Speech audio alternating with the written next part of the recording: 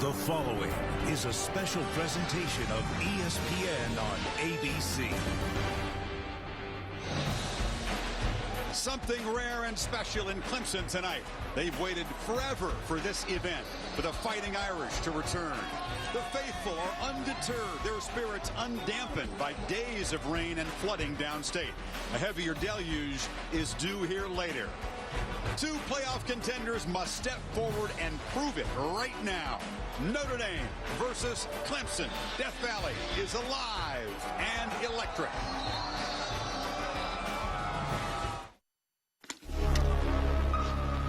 The moment is here. A clash of two teams who haven't faced one another for nearly 40 years. Leave it all on the field. Have no regrets. No regrets. Tonight, unsullied by defeat, they gather in Death Valley, and the implications are... This is an opportunity for a lifetime to make a statement, to take this football team serious. 4 weeks in, the number 6 Notre Dame Fighting Irish are still struggling to find their identity. And tonight, they place their faith in the hands of a freshman, facing a Clemson Tiger squad playing lights out when the lights are on. Our team believes they got heart. So I told them, you got greatness in you, but you got to make a decision to be great. Number 12 in the rankings, number 1 in the Valley of Death. Two teams whose seasons will be defined. With their rankings and pride on the line, tonight is bound to be...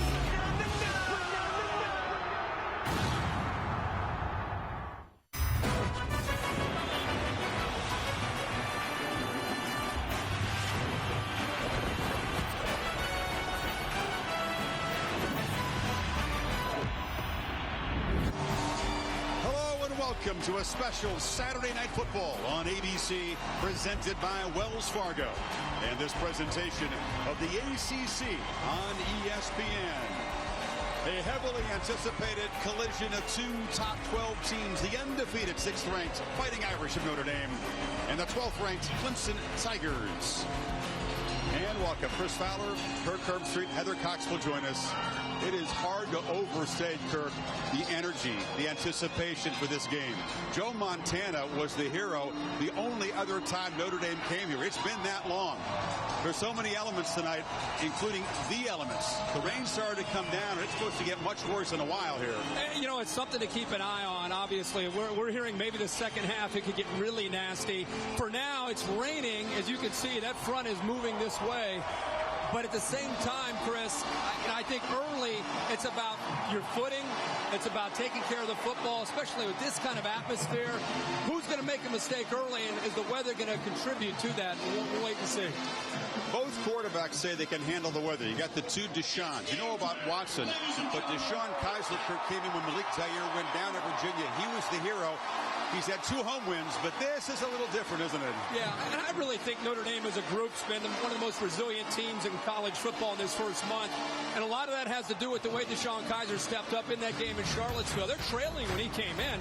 Really has never taken a meaningful snap. And Brian Kelly told us himself he didn't know how he would respond. He converts on a 4th down on a scramble, and then this pass to Will Fuller for the touchdown, and they're able to get out of there with a win. It's going to be different tonight. I think he needs to rely on C.J. Prosise, one of the most gifted running backs to start this season so far in college football. Take some of the pressure off him. I think Brian Kelly goes for that high percentage throws just to kind of settle him in, but make no mistake, at some point, they're going downfield because that's who they have become as an offense with him at quarterback. You know, Prosise, 600 yards in 4 games. No Irish back has ever had more in the first 4, but it's tough to run on Clemson. Now, what about Deshaun Watson? It's been a quiet start statistically for him. You know, a couple of very easy games and then a road win at Louisville. He is one of the more gifted young quarterbacks that I've watched in a really long time, and it's because he just sees the field. He played in the same offense when he was in high school, so I think his learning curve was very quick, and it allowed him to come into this season last year and settle in. Now, he had an injury, and I think the big thing is now is he brings all 3 things that you're looking for in any quarterback running any system, and that starts with an awareness. When you run a tempo offense, look how calm is. It's nice to have a quarterback see the field, make quick decisions, and be able to get the ball out quickly. The second thing after awareness is decision making. Any quarterback needs to be able to make good decisions, and obviously Deshaun, that's a real strength of his as he works to find the open man. And the last thing is the accuracy. Now, he hasn't shown it yet the way he did last year, but I know he's anxious to have an opportunity tonight against this Notre Dame defense. And I really feel personally, when you look at this game from an XO standpoint, I think it could be hard for them to run their tailback, Wayne Gallman, in this game because Notre Dame is so gifted in the front seven. I think you may see Deshaun Watson run the football a little bit more and then try to find matchups on the perimeter to his liking to try to make some big plays in the pass game. Yeah, they got some gifted skill players on the edge, don't they? The Irish defense, for the most part, has been really stout, except for the occasional lapse and letdown. They'll be on guard tonight for this big plays. And that's exactly what you want to do. You want to show enough window dressing, different formations, run the football. And Deshaun Watson had an ACL surgery in December. They've been protecting him. Tonight, I think they'll turn him loose. You mix in some of that, and then you take your shots downfield, see if you can hit a big one. Clemson, very tough at home. Irish, not a great road team, but it's a toss-up game, virtual toss-up tonight here in Death Valley.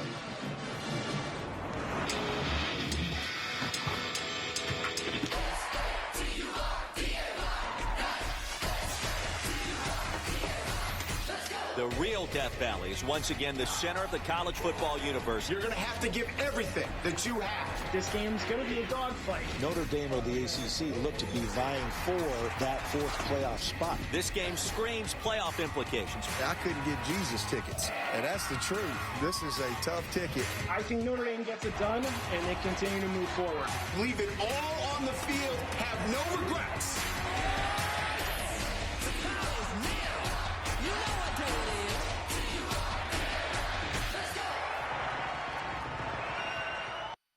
Welcome to the Dr. Pepper Championship Drive Game of the Week. Tiger Stadium awaits, and the Clemson Tigers take a very short but intense bus ride from the locker room on the west side around to the east. Mount Clemson and Howard's Rock. Some players very quiet, some rowdy.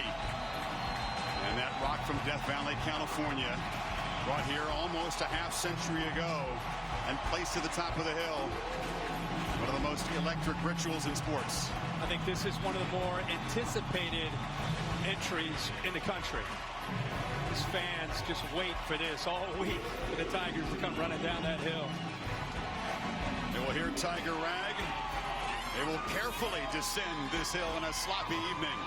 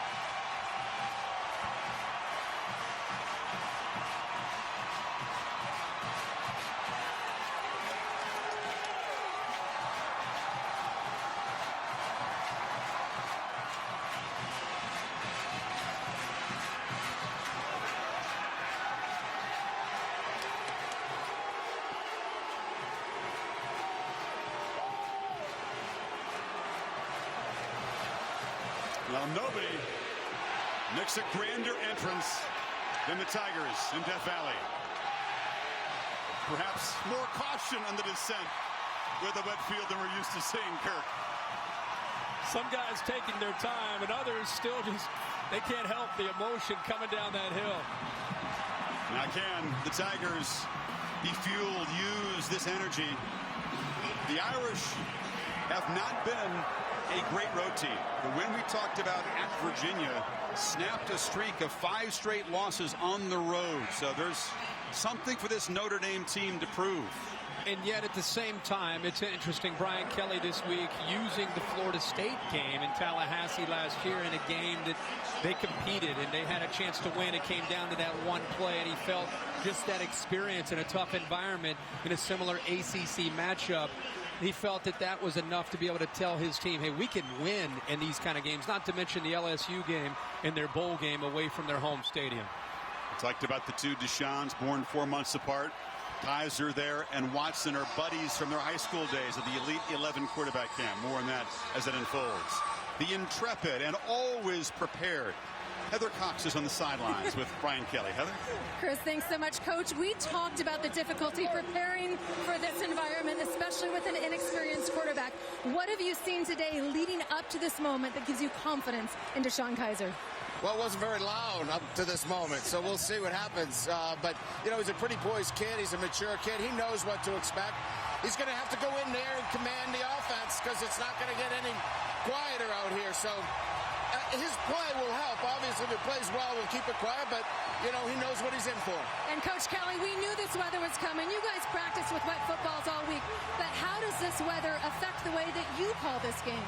Well, I mean, obviously the field conditions are pretty good right now, so we'll run our offense. We may have to go underneath center a little bit more. Be careful. You got to take care of the football in these conditions. Coach, thank you so much for your time. And, guys, certainly with this inclement weather comes some changes down here on the field. Both teams will go to half-inch long spikes, the maximum allowed by the NCAA. Also, both teams are using 36 game balls. They checked in 3 times more than they typically use the 12 on a dry day. Now, the officials will try to change out the ball after every play that will, of course, get wet and heavy. In fact, Clemson quarterback Deshaun Watson told me his hands are so big that if he grips it too much, it will slide out. So in weather like this, he has to use fingertip pressure to have success.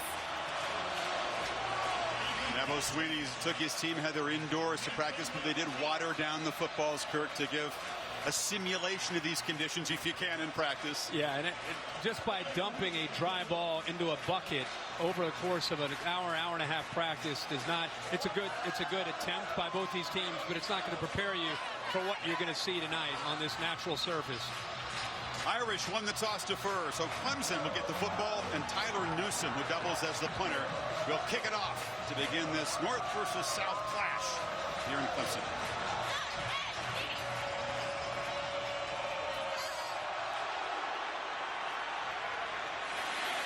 Short kick, and the fine receiver Artavis Scott from the 5 has a crease and breaks out across the 35. So Deshaun Watson, the preseason ACC Player of the Year, goes to work right now. It's important for both these quarterbacks to settle in, and that's the play callers on both sides know that. With the weather like this, the emotion, Deshaun Watson typically stays very calm. That's his, the trademark on him, even though he's very young, he's only a sophomore. But I look for them also to take some chances on this first possession if they get the opportunities. We talked in the open, Chris, Notre Dame's been giving up some big plays, and Clemson wants to try to take advantage of that despite the weather. Look at this, Kirk. First play, empty backfield and 5 receivers for Watson. And he takes off up the middle. Watson breaking free across midfield, flashing the speed down the sidelines and driven out. Good call, Coach Herbstreit. Yeah, we talked about him in the open about running the football. It could be a tough night to run the ball, but look at the numbers. There's no linebackers. By having the 5 receivers out wide, it left nobody in the middle. The middle linebacker, Joe Schmidt, brought a blitz from the right, but they got to the left and ended up showing what he can do. His knee is healthy. They told us they were going to turn him loose, and on the very first play, a huge gain for Deshaun Watson. 38 yards. Now it's Dahlman. The hard-running, steady tailback who muscles down to the 20-yard line. Gallman is a sophomore from Georgia who just doesn't quit on runs. No, and I tell you, the footing and the traction in the trenches. We've watched games, you and I, all afternoon, and one of the things that came up was watching the linemen. You think about the receivers and the quarterback and the ball, but it's really the linemen and being able to get leverage and pushing a 300-pound body and trying to get it to go where you want it to go. The advantage you would think would be Notre Dame. Watson's got it. And he just throws it away. It's an offensive line that has no starters back from last year. Ryan Norton, their center, was the only returning starter, but he has an MCL sprain. So there's a couple of veterans out there, a couple of young guys, but no second-year starters. No, and I think because of that, they rely on tempo to be an equalizer. This is a similar offense that you see when you watch Auburn. It's a similar offense that you see when you watch Ole Miss. They rely on the tempo and some of the trickery to be able to be kind of offset the athleticism and the speed and size of a defense. The guy to watch is Sheldon Day on the defensive line, number 91. Scott's in the backfield on 3rd and 5 when they flip it to him in the flat, but he had to spin around, makes a man miss, gets a first down, and dives to the 12-yard line. It's kind of an example right there of what they asked from their offensive linemen on a screen pass out there.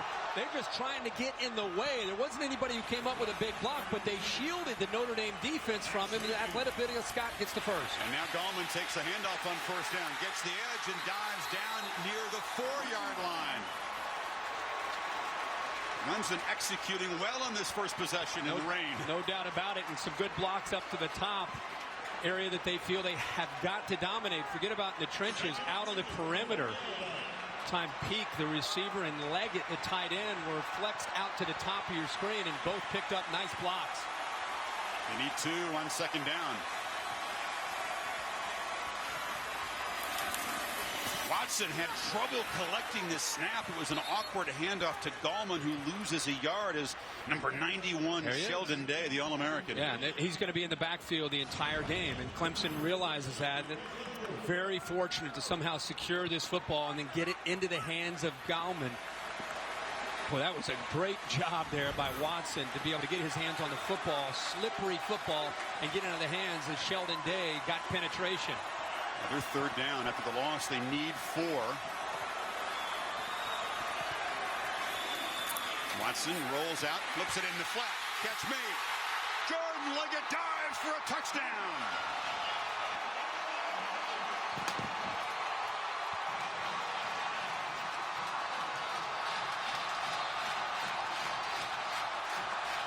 It's the way you get a crowd into this football game. Nice job of, remember we talked about recognizing things, awareness. He saw the blitz. They got one-on-one opportunity. The linebacker could not get out in time to be able to make the play. The safety, I beg your pardon, Shoemate, could not get out in time. He was kind of rubbed or screened. He couldn't get out in man-to-man coverage, and Leggett is all alone. So a 64-yard drive. It's Greg Hugel, the freshman kicker, makes it 7-0. An Irish defense that had been very fast starting, Kirk, that had 4 straight 3-and-outs. Give up a touchdown here. Watch the blitz coming from here. Here's the man who's going to get caught up in traffic, Elijah Shoemate. Watch him try to slide, gets over there. One of the receivers got in his way, slowed him down just enough to free up Leggett into the flat, and Watson found it for the touchdown. Tigers convert a couple 3rd downs on their first possession. Watson to Leggett for a short touchdown pass. Now DeShone Kizer, the young Notre Dame quarterback, will get his first possession, already down a touch. Eamon Lakeup, the kicker from last year, comes off suspension. His first action, he'll boot it away. Amir Carlisle, Irish dangerous receiver, takes it at the 5. Has to find some space and kind of tiptoes out to the 25-yard line. So DeShone Kizer, a sophomore, a talented 3-sport athlete at Toledo Central Catholic. Yeah, 6'4", 230. I think as Brian Kelly watches him every game, he learns more and more about what he can do and what he's maybe not quite comfortable with. But I think Brian Kelly over the years has worked with different types of quarterbacks. Experience, drop back, the way Kizer is, athletic, and he's adjusted his scheme to who Kizer is. More of a drop back quarterback, more of a distributor. He had 1 career pass before that Virginia game. And no feed. C.J. Procise, who bounces off traffic but cannot get away from Travis Blanks. Let's take a look at tonight's Chick-fil-A impact players for Notre Dame on offense. We've talked all night here so far about C.J. Procise and what a great start he is off to. He needs to be able to get on track to take some of the pressure off. Will Fuller, the big playmaker on the outside, number 7. B.J. Goodson for Clemson, middle linebacker's got to be a leader, and Mackenzie Alexander, number 2. Procise again, nowhere to run as the Tigers swarm the middle. It'll be 3rd and long. They just come right into the interior, right in this area right here. They're coming from the outside as well. They're just closed in. They realize that they need to zero in right now on this running game. It's wet. You're on the road. Clemson just went up 7-0. You're trying to ease yourself in, and Brent Venables has turned his defense loose these first 2 plays. Number 1 defense last year on 3rd down. Kaiser needs 15. Cannot find anybody. Keeps the play alive. Shows elusiveness. They'll be dropped 10 yards short of the marker. Well, this is what Kaiser's going to get tonight, Chris, from Brent Venables if they get him to 3rd and long. He showed 5 as if he's going to pressure blitz 5, and at the snap of the ball, 2 of those 5 dropped. And next thing you know, he's only rushing 3 athletic guys, but he has 8 guys in coverage. Kaiser had nowhere to go with the football and had to just eat it and try to pick up what he could. Tyler Newsome, the punter for the Irish, off to a terrific start, averaging 47 yards a kick. This is not a good one, though. Off the side of his foot, and they'll spot this ball back in Notre Dame territory. They're still marching down that sideline to the 40. Wow. So Newsome, who'd been rock solid, 52 yards a punt last week, shakes one for 15. Clemson back in business, up a touch. Saturday Night Football, presented by Wells Fargo. Brought to you by United Airlines, the world's most flyer-friendly airline. United, fly the friendly skies. Wells Fargo, on your phone, online, on the go. Wells Fargo makes it easy to get banking done. And Nissan, premier partner of the Heisman Trophy. We welcome a regular guest, the National Championship Trophy presented by Dr. Pepper, awarded on January 11th in Glendale. Of course, the semifinals New Year's Eve in Dallas and in Miami. The Irish defense had only allowed 6 points in the first quarter this season, a touchdown by UMass on the final play of the quarter. They're used to getting off the field quickly. Now they're under some pressure here, Kirk. Clemson takes over after the shank at the 40. Well, Clemson deserves a lot of credit for the way they started the game with that opening drive, but Notre Dame has got to settle in. They need somebody to make a big play here to kind of get the momentum swaying the other way. You know, Gallman is stopped immediately as Jalen Smith, the freaky all-world linebacker, jumped in the hole. Well, we're talking about somebody's got to make a play. You would think Jalen Smith, number 9, Sheldon Day, 91, and then you have Joe Schmidt, the leader, kind of the glue of the defense, 38. Those are their playmakers up front. Smith forced a couple of fumbles against Georgia Tech that loomed very big in that Irish home field win. On 2nd and 10, play action. Watson fires downfield. Catch made. Hunter Renfrow, the sure-handed possession receiver, beat Kavari Russell. Boy, the thing that stood out to me in these conditions is he gets outside. They're blitzing him, but how about the hands of Renfrow in these conditions? High points the ball and makes the catch in front of Russell. 24 yards puts the Tigers right back in the red zone, and Watson, initial traffic inside, tries to bounce it and does dive forward for positive yardage. Jalen Smith grabbed him. When you see him do that, again, we talked about his awareness and understanding of the offense. They'll give him, like almost any offense in college football today, they give him alerts. They'll give him a run and a pass on the same play. And if you just have 4 down linemen and 1 linebacker in that box area, he's going to more than likely pull it down himself and run the football. That's where the quarterback run game, which hasn't been a big part of Clemson's attack these first 3 games, tonight it will be on display, and it's to give them the numbers advantage. I thought maybe they might take the tempo down a bit with the wet football. Not so far. Watson, slant, Scott, bites free and walks in. A 1-2 punch from the Tigers, and the Irish on the ropes early.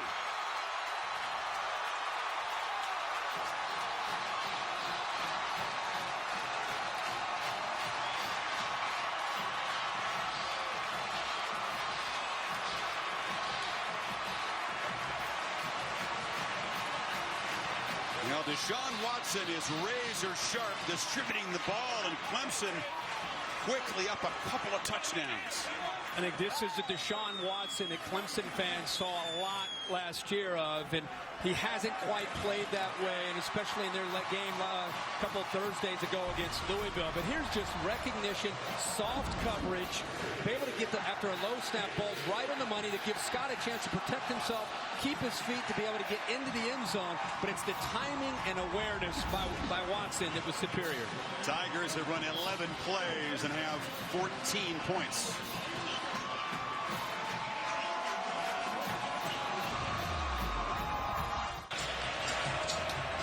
So Clemson scoring in its first two possessions, sandwiched around a 3-and-out for the Irish.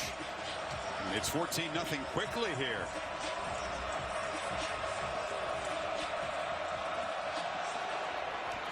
Like up to C.J. Sanders at the 3. He's free. Sanders finally wrestled out at midfield, so good field position for the Irish, but Ryan Kelly and his young quarterback down 2 touchdowns. What now? Well, at first he's thankful that he got a huge return here by Sanders, who took one to the house last week against UMass and has tremendous speed for a true freshman and has a great feel to how to make plays in the open space. Looked like potentially face mask, but a good no call. And you're right. Now you got to settle down, and I think the big thing is, in this situation, you usually like to turn to your guy. Who's my go-to guy? Your go-to guy is C.J. Prosise and Will Fuller. You've got to be able to get them going here, get a first down, and kind of just stop the bleeding and just be able to settle into your game plan. First down attempt for Kaiser, delivers near side. The catch is made by Amir Carlisle. He's wrestled out of bounds. To Cassidy Hubbard for an update in the studio.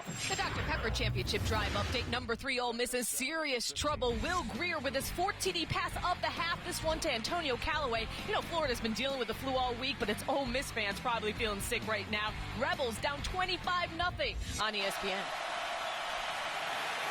Wow. Swamp is alive, and so is Death Valley. Prosise, just no running room so far. Shaq Lawson, junior, next great defensive lineman at Clemson on the tackle. And a guy to keep an eye on tonight. He'll be matched up a lot with the All-American Ronnie Stanley, the left tackle from Notre Dame. But again, early in this game, that Clemson defensive line, all new starters this year, getting after that Notre Dame offensive line. Irish need 6 on 3rd. Kaiser, well protected, delivers a strike, and Chris Brown makes a first down catch inside the 40. Brown, the senior from here in South Carolina. 2 things that stood out to me. Number 1, the offensive line picks up pretty exotic look. There's some pressure, but they pick it up. They give him time. And the other thing is he felt that pressure, but he didn't allow it to affect his vision. He settled in, showed some composure, and distributed that football for a first down. Lawson, the defensive end, downfield to make the tackle there. Kaiser wrestled down to the backfield by Mr. Lawson, who can rush the passer. He can create mayhem. He's strong against the run. He's a sort of a do-it-all defensive lineman. And Kaiser on his own read here gets confused. He's actually reading Shaq Lawson right here. He kind of gives him a little bit of this and then comes out. If he comes down on the back, then he's going to want to give it or pull it out. But this time he comes down initially and then jumps out at the quarterback, and he confuses Kaiser. Kaiser, a screen, threw it too high. It was off the hands of Torrey Hunter Jr. He's lucky that was just an incompletion, and it's 3rd and 13. Very fortunate. There was a lot of traffic in there anyway. Even if he was able to put this ball on the money, there was really nowhere to go. This Tigers defense right now, Chris, is just swarming. They have their ears pinned, and they are coming after the line of scrimmage and coming after this quarterback.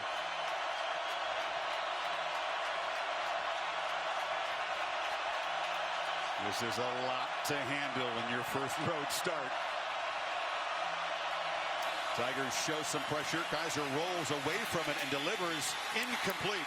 There's a flag down. It was Alize Jones, the talented freshman tight end from Vegas, the intended receiver, and Jadar Johnson was in coverage. Boy, Johnson's got to be thinking. Pass interference, defense, number 18, spot foul, automatic first down. You know, he just makes a mental mistake here, and he's frustrated, but he definitely got early to the receiver. I mean, he's in there way too early, and that's inexperience. He's got to try to get his body and around the intended target there, Jones, and try to use his hand to swat at it, but he can't run over top of him. He's the guy that made the pick to seal that three-point win at Louisville. But the penalty moves the ball inside the 30. Brosice. This is a guy that's averaging 150. Notre Dame's had 5 straight games of 200+ yards rushing, and they're just trying to get out of the red here. The problem you have, again, is they're going to make Brent Venables, the defense coordinator from Clemson. It's pretty easy what his plan is. They've put 8 men at the line of scrimmage right now against just 7 blockers. So they have an extra man, and they're basically telling Brian Kelly, your quarterback and your receivers are going to have to beat us, and until they do, we're going to continue to stack the line of scrimmage. Kaiser on the move, takes his first downfield shot and throws it over the head of Chris Brown. I think Clemson feels very good about the matchups on the perimeter, and we've got some great matchups. Tankersley, who was tested there, and he's been tested all year against Chris Brown, but the real matchup is Will Fuller, number 7, against Mackenzie Alexander.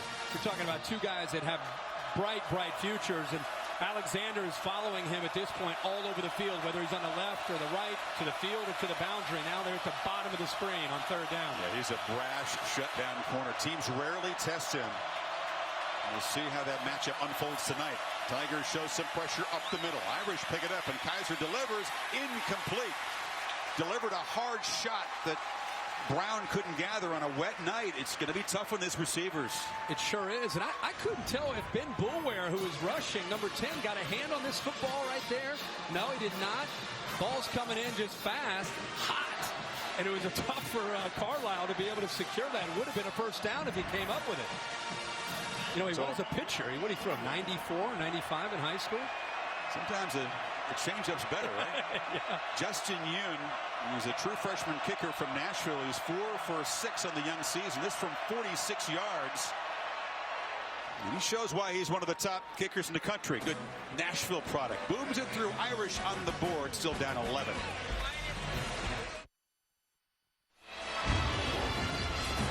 The Irish come away with a field goal. This is Justin Yoon on a wet track. Into the wind. Yeah. Into the wind, tough conditions, freshman. Team's down 14 on the road. You need points. Drills it. This is a ritual that Scott Daly, number 61, the long snapper, and the holder have after every made kick. Yoon, born to parents of Korean descent in Ohio, then moved down to Nashville. And not only, Chris, is it points, but it kind of just slows things down a little bit for Notre Dame, just to get points on the board. This is Scott, a yard deep. They fake the handoff, and Scott has a little room.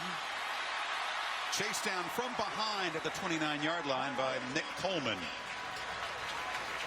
This week on ESPN Monday Night Football, up to the Pacific Northwest, Russell Wilson and the Seahawks. It's Matthew Stafford. He's got to be a little bit sore about the way Uga went down hard at home to Alabama today. The Detroit Lions, desperate for their first win. He's got more in his mind than just Georgia's struggles. Well, I think we have a new rule in the SEC. Alabama is no longer allowed to be an underdog. They seem to take that too personally. They come out swinging. The streak was 72 in a row, right? So making another 72 before somebody doubts him. This is Watson on the keeper.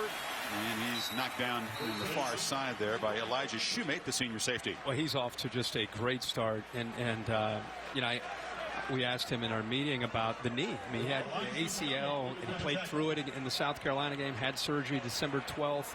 Kids today, whether it's college or the NFL, you see them come back 8, 9, 10 months. He's right around that 10-month mark, and tonight's first time he's really turning it loose since then. Gallman, a short gain. You know, Watson didn't play in the bowl game, the win over Oklahoma. Didn't do a whole lot in spring ball. Was able to throw in the summer, Kirk, but he used all that time to study tape like an animal and improve his knowledge. He's really a student of the game. It's just a passion of his. I mentioned the high school background of running a very similar as offense. His high school coach came and visited Chad Morris, took it back to high school, and he ran it. Same terminology. So when he came in as a freshman, he really had an understanding of what they were trying to do, but he continues to take it to the next level with film study and understanding of coverage. It's a third and medium for the Tigers, and that one is just tossed away. Scott not quite on the same page as the quarterback, so Tigers forced to punt for the first time. And the Irish getting a foothold now. Yeah. Again, they come up with a field goal. They get a stop. It's a different energy right now in this stadium, and now it becomes a little bit more of a level playing field, and now you try to go out and you get back to your game plan and you go out and try to execute. Junior punter Andy Teasdall. I wonder if they'll try to keep it away from C.J. Sanders. Already he's had the big return. You mentioned what a dangerous weapon he can be. Sanders, the freshman from California. This time he makes a fair catch as he backpedals and collects it just inside the 20-yard line. 47 yards on the punt. Now the Irish back to work. Mike Sanford is the offensive coordinator, working actually the quarterback coach. He's got the OC title. Brian Kelly's still calling the play. Yeah, but an up-and-coming assistant coach, and of course he was at Stanford as passing game coordinator out with David Shaw. He went over to Boise State. The last couple years he ran the offense at Boise, and Brian Kelly recognized his qualities as a coach and a great recruiter and brought him over here. And he has really helped Kaiser with being thrown into action in his development. There's a first down attempt. Kaiser over the middle. Catch made. That's Corey Robinson, receiver who just has been dealing with a knee problem, but is finally full go this week. You love to see the patience, and I love the call by Brian Kelly. Here's the eyes. You don't want to stare down and telegraph the throw, but he shows patience here for him to get into that throwing window to give himself a chance. He had to clear Ben Boulware, the linebacker, and once he did, he shows you this guy can throw the football when he has time to throw it.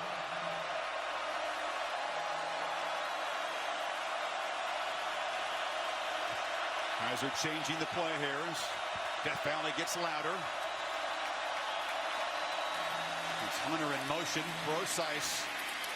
They are all over number 20 tonight.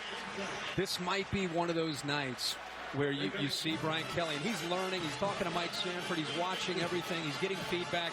Might be one of those nights because of the way Clemson is choosing to defend them, where you're going to have to throw on 1st and 10 more to set up. Then you go back to Brosice. Right now on 1st and 10, they're facing an 8-9-man front. They're anticipating run, throw the way they did on the previous play to then set Brosice up later. He's carried it 5 times, -5 yards. Now the Tigers showing pressure off the edge. Kaiser has to dodge, does get away, and has plenty of room. Kaiser down to the 40-yard line. Finally, the tackle is made. With DJ Goodson whiffs though. High risk, high reward when you're aggressive. Now he can actually run this right here with Brosice. See the lineman downfield or throw it out here. He couldn't do either. So what does he do? He runs it himself. That was a play to either hand it to Brosice, throw it out, one of these run pass options. He couldn't do either. So the idea is, hey, there's a hole there. Brosice can't take it. I'll take it myself. There's nobody left in the middle. TJ Green trying to fight off the jukes by the quarterback, was able to make a tackle, or Kaiser might have kept running. Play clock at 5, and now they'll spend a timeout. Chris, if they end up scoring on this drive, that play that he just made, that is a great example of his composure for a young guy that's never been in this setting. Instead of just giving up on the play or just kind of taking a knee or just digging in for a yard or two, he's trying to pick up big yards there. That was nice. Now, this is the first visit by the Irish here since 1977. This was a team loaded with NFL talent. The Tigers had the lead late.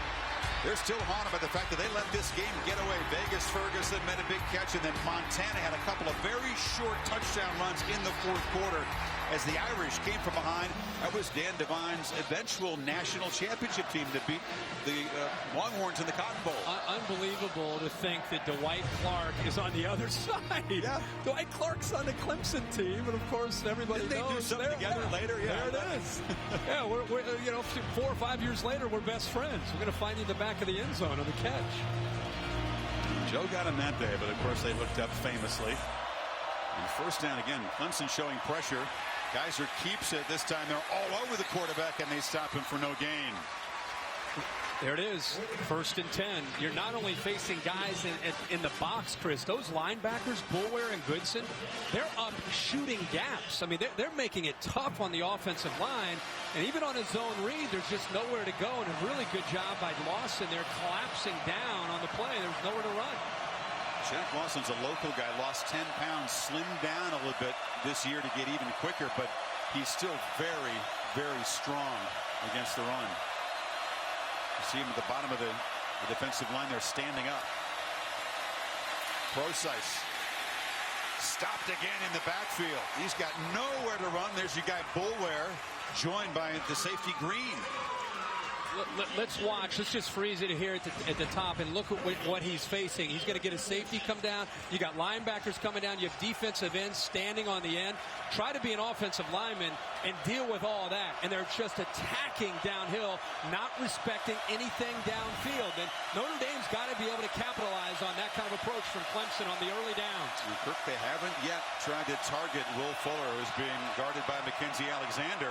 Final minute of the quarter, the Irish need 11 on this third down. Geiser rolls and throws behind the receiver, and it's incomplete. It's Nick Weisher, the tight end, and Ryan Carter hammered him. Not a very precise throw, 4th down. Thrown behind him. Weisher has to adjust back to try to make a play on it. Could have been able to catch it, but still would have been well short of the first down, and at the same time it might have given Brian Kelly something to think about, the possibility of maybe going for it, but Weisher could not hold on to that football. Not quite in field goal range for Yoon, so Newsom is on the punt, trying to improve in his first effort.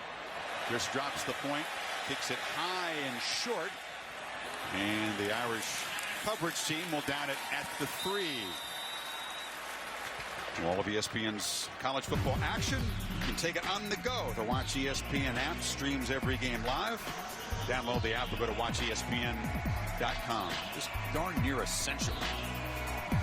You could use it on a busy Saturday night. We'll keep you posted on all the developments around the country.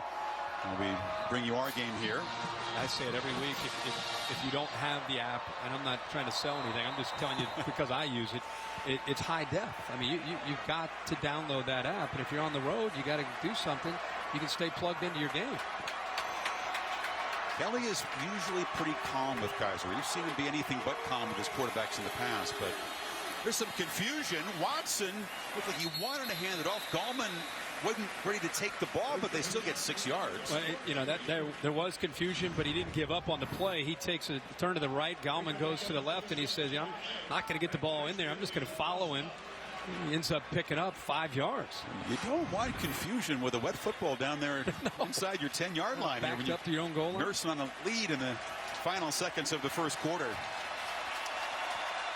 So Clemson scored quickly, led 14-0. The Irish tack on a field goal. Back after this message and a word from your local ABC station.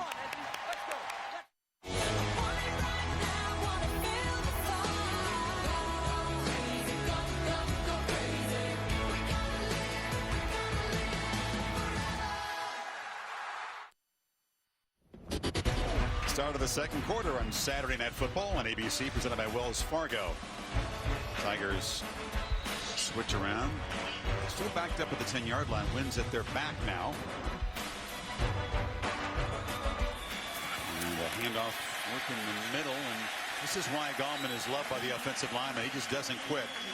Heather Cox, as the weather changed down there, give us an update on the wind and the rain. What I can tell you is the rain has remained steady. It is expected expected to rain a good 2 to 3 inches throughout this game and get worse in the second half. But, Chris, what has changed is the wind has certainly picked up. It's gusting about 10 to 15 miles an hour, and it's expected to gust up to 25 miles an hour at times. So that could definitely play a role. As to the field, it's in beautiful condition. A multi-million-dollar drainage system installed a few years ago since their last rain game, and it's holding up great. Coming around the edge is Scott, and he's got about 9 yards. It's amazing they haven't had a rainy game here since 2009. It really is. It's one way to test that field out, that multi-million-dollar system that they have to try to keep this field dry, at least give them some traction, a chance to be able to make some plays. I'll tell you, Artavius Scott has some live legs tonight for this Clemson offense. Pistol formation. Watson gives it to Gallman. It's another first down run as he's wrestled down hard there by Max Redfield, but they moved the chains again. I've been really impressed with how Jeff Scott and Tony Elliott, the co-offensive coordinators, have decided to come into this game running the football, because if you look at the two sides, Notre Dame's defensive line and their two linebackers, Schmidt and Smith, and you look at the offensive line, you see a big advantage for Notre Dame. But here in this first half, boy, they have been able to control and neutralize Sheldon Day, and they're finding some room to run. Watson looking for room to run. Now he'll backpedal and just lob it out of bounds. Yeah, Chad Morris, who was given a lot of credit justifiably for running this offense, took on for SMU to become the head coach.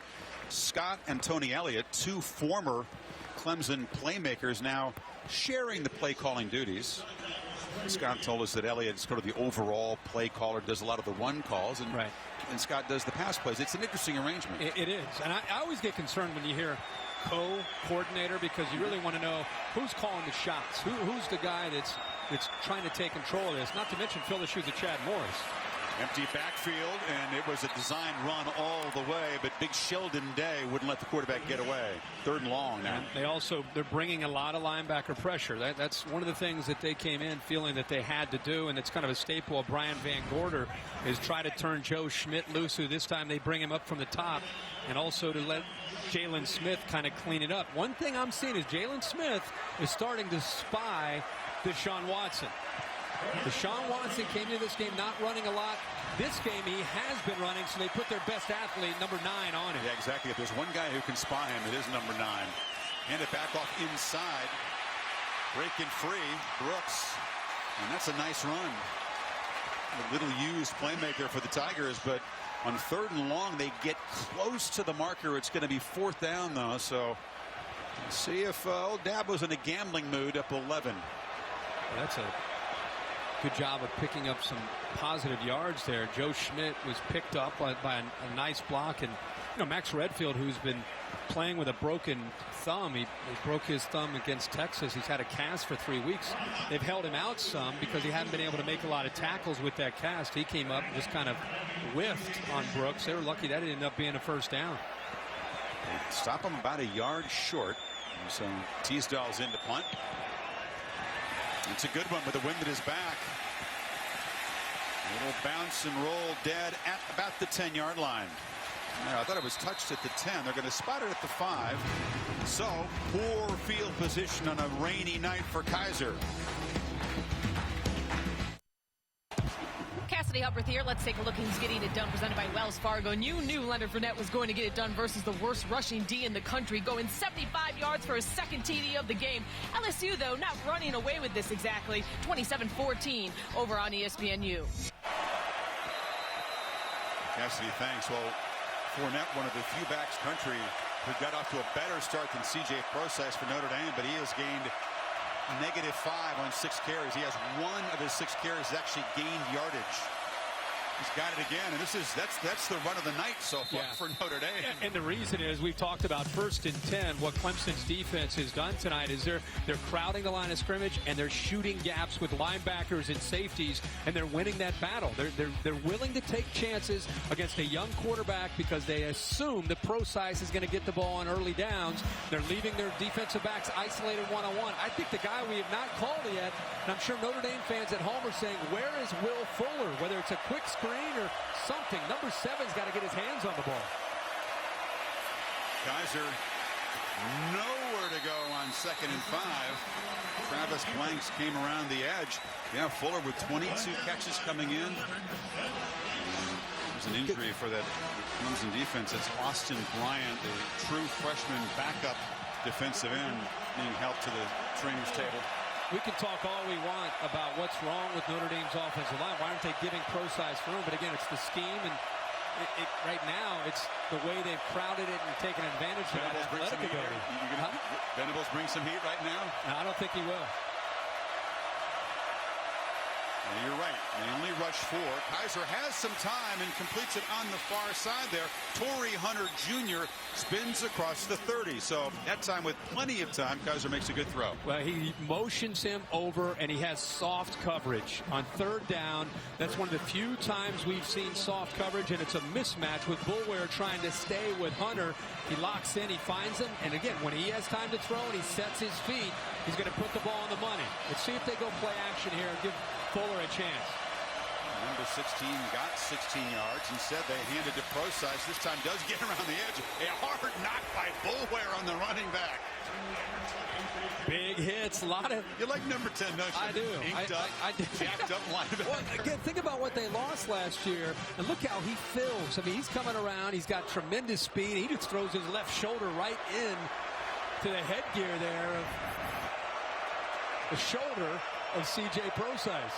And it's okay that he hits him with that shoulder pad. He gave a lot of Sooners some hard hits in that bowl game. He really emerged stepping in there. It's a defense missing Stephon Anthony at linebacker and Vic Beasley and Grady Jarrett up front. They lost 7 of their top 10 defensive linemen. This is a completely new defense with the exception of just a handful of guys.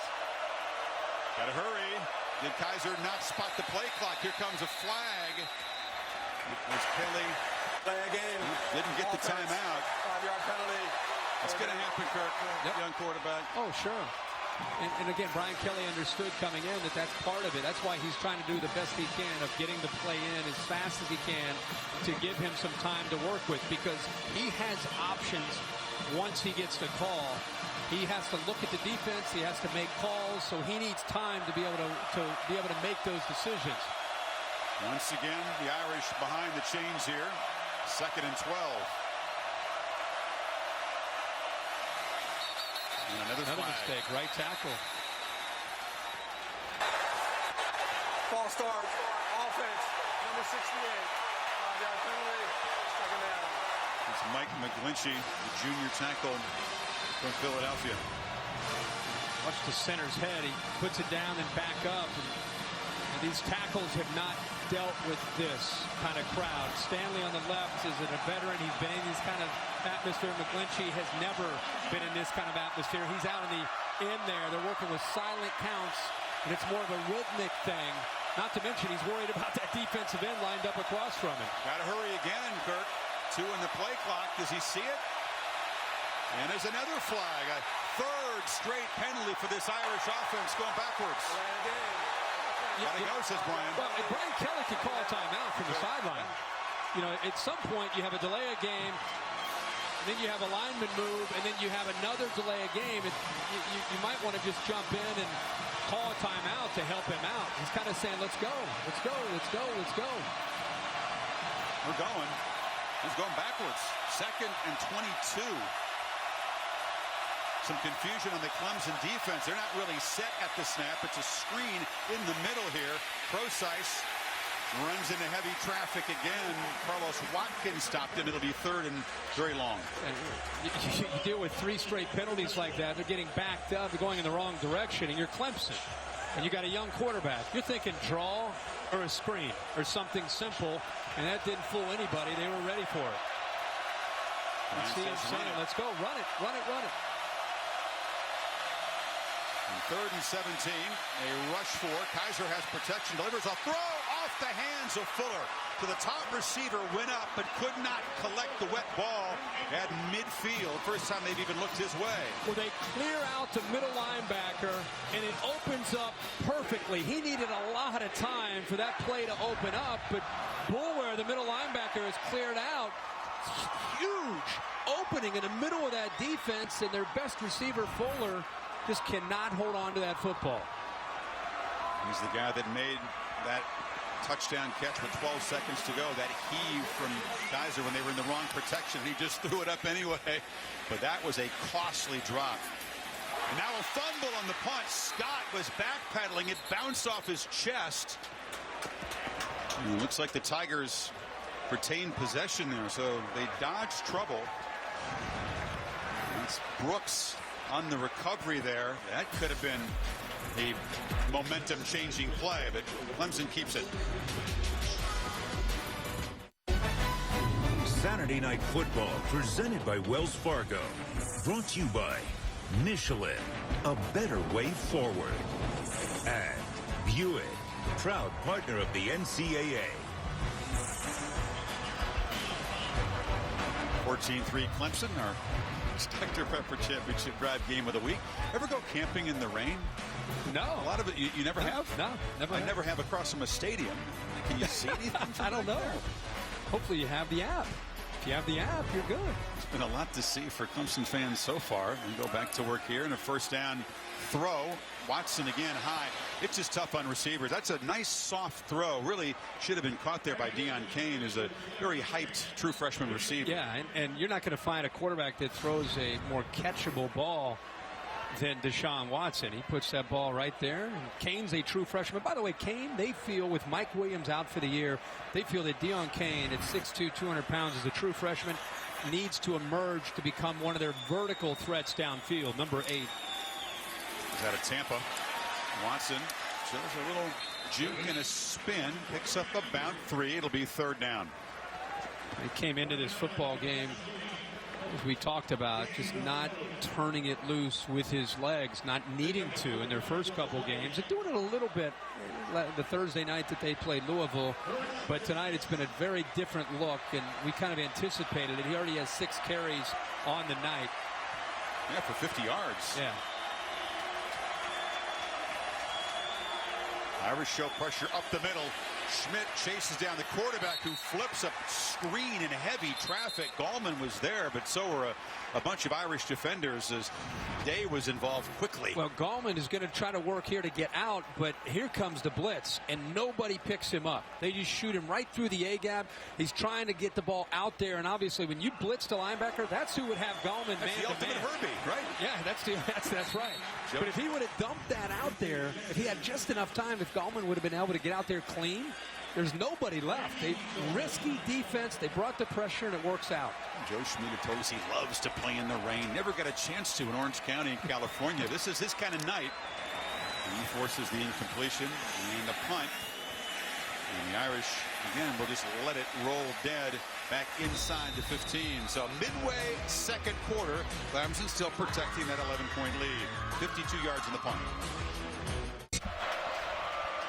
Aggies off to a good start. Kyle Allen, part of that same Elite 11 quarterback class as both of these quarterbacks here tonight. Kaiser, good protection, and delivers again high and off the hands of the receiver there. That was Chris Brown. A number of drops for Notre Dame tonight. Heather. Oh, excuse me. Let's go to Chris. The big fella. Yeah. The big fella. What does he have for us here? And now it's time for tonight's Aflac trivia question. Notre Dame has had 7 Heisman Trophy winners in their history. Clemson, none. Which 2 Clemson players have the highest Heisman Trophy finish? 2 guys have finished 6th.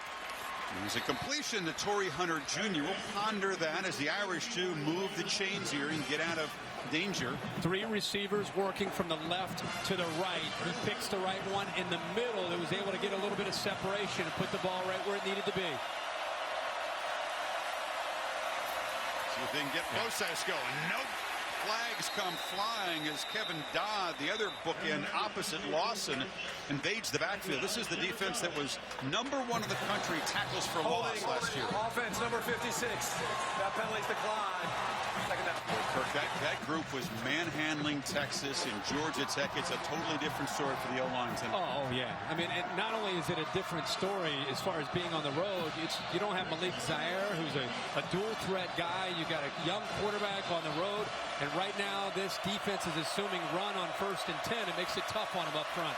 And they lose 7 on first down, and now Kaiser delivers a strike, and a catch is made. Finally, they involve Will Fuller for the first time out of the 40, so it makes it 3rd and manageable. By far the cleanest uniform on the field until that play right there. He finally gets involved. He missed one on the last series. How about Kaiser hanging in the pocket just long enough to get that football out? He was a little bit late on the throw, and he finally finds Fuller to give him a chance here, at least on 3rd down. Only the second pass completed this season against the corner, Mackenzie Alexander.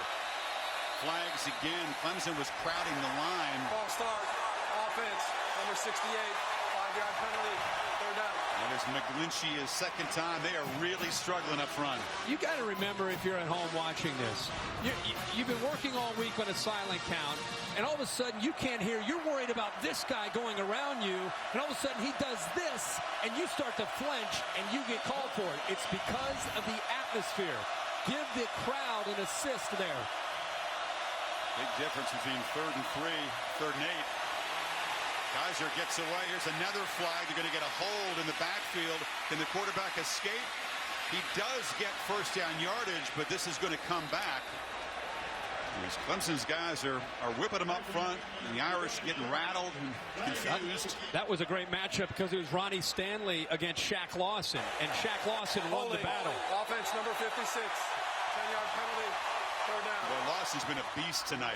He's got 3.5 tackles for loss already. Chris, watch Shaq Lawson at the top on this spin move. Spin move right there. 2 offensive linemen. They both had to hold him. Great tackle. Great form. Look at that. Stanley, you're talking about Ronnie Stanley's maybe the best left tackle in college football. Shaq Lawson with a spin move goes right by him. He threw the flag, but he was hot. Shaq wanted the sack. 3rd down. And long again, and Procise cannot escape. Wrestled down again by the 6'5" safety, Jayon Curse, so it's 4th down. Yeah, rush 3, drop 8. Great thing about that is even if they run, you have eyes on the football. They rally to the ball. And Brian Kelly there is just saying, you know what? We're gonna punt the football, play field position with 4:30 to go, see if the defense can get a stop, and see if we can get one more chance with better field position. You have to have a conversation with those big O linemen over there. Kelly did it before when last time they came off the field. This may be even more intense. There's a punt, bounced around down there. Looked like it touched somebody. They didn't pick it up that way, and the Irish are going to down the ball at the 8-yard line.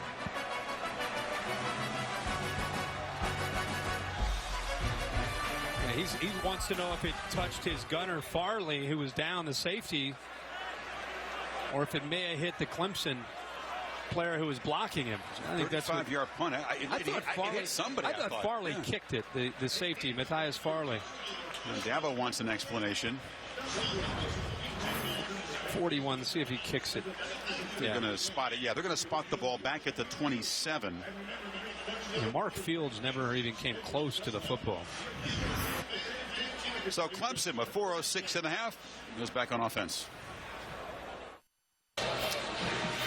Yeah, Brian Kelly wanted an explanation. It was pretty simple. Matthias Farley, the nickelback who was down there covering the punt, it hit his leg.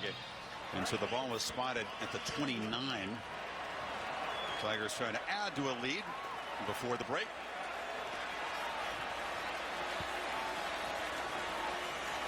Wayne Gallman, the running back, has not really gotten loose tonight. He's run it 7 times for 23 yards. They give it to him for an 8th time in the heavy traffic. Jerry Tillery, one of the talented freshman defensive linemen for the Irish, on the tackle.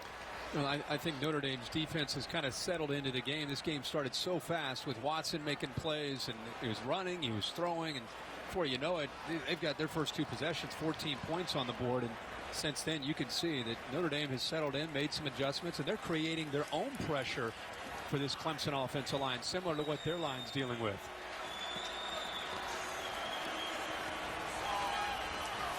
Jet sweep motion. Scott jukes his way to the 35. It'll be 3rd and 4. He's an electric guy with the ball in his hands.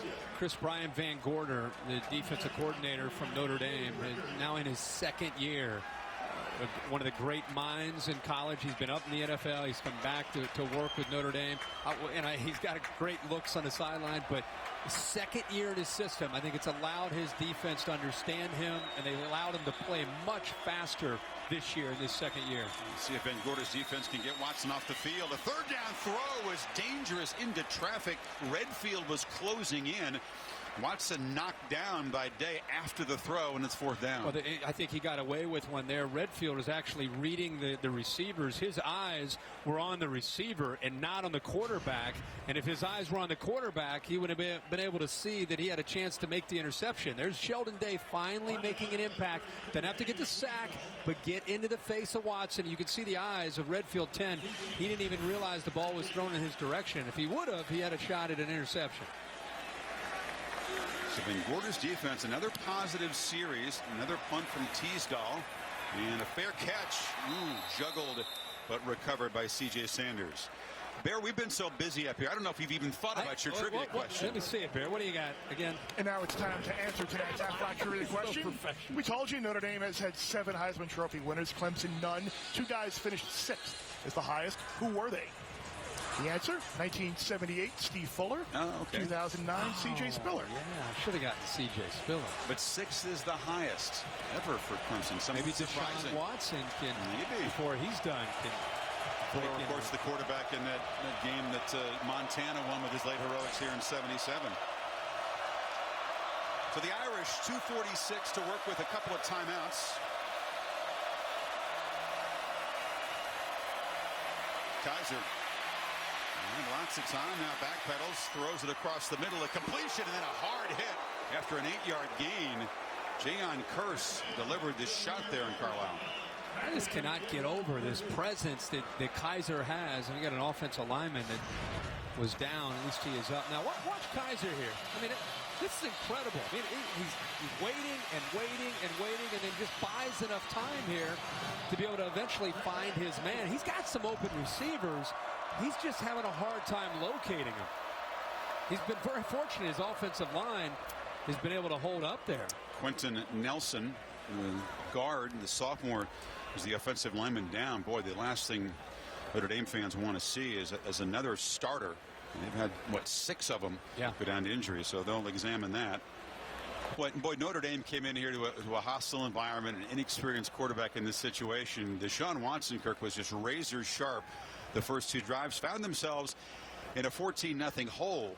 And we thought, uh-oh, look out. Now what is Kelly going to do to get back in the game? They got to 3, but it's been the Irish defense that's impressed me since. Without a doubt. I think both defenses, it's a combination of maybe the conditions and not necessarily, especially in Notre Dame's or Clemson's defense, not necessarily fearing the pass game, so it's allowed them to be ultra aggressive, and they're going to stay that way until Kaiser eventually makes them pay for that. But yeah, you're right. Notre Dame had a chance there for a second. They're down 14. The crowd's in the game, and it's looking a little scary.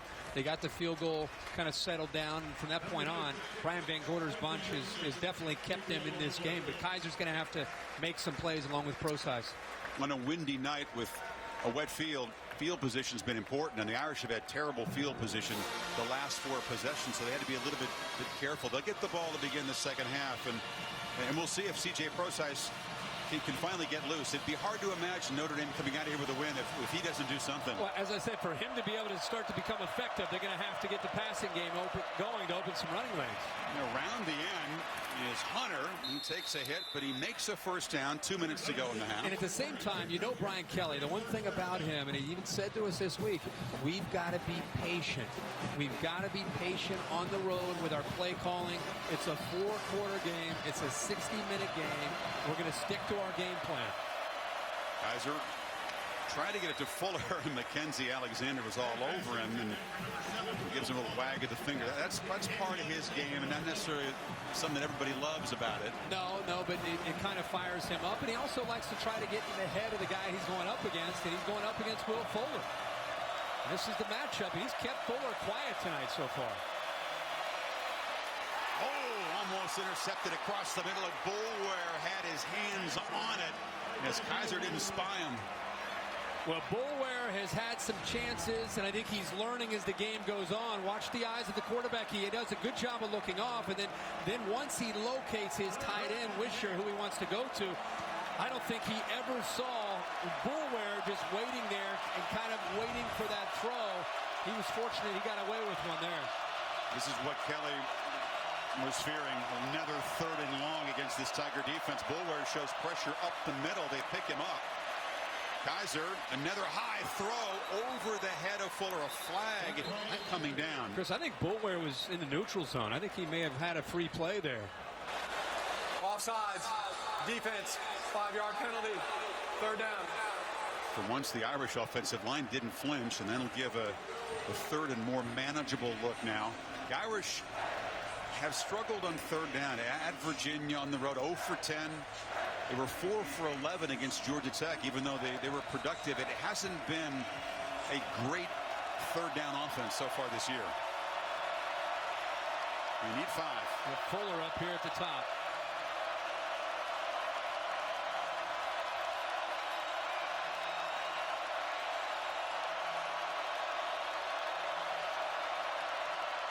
Tigers again showing pressure. They bring a bunch of it. Kaiser has time, but a couple receivers in the pattern. Now a flag comes down in the secondary.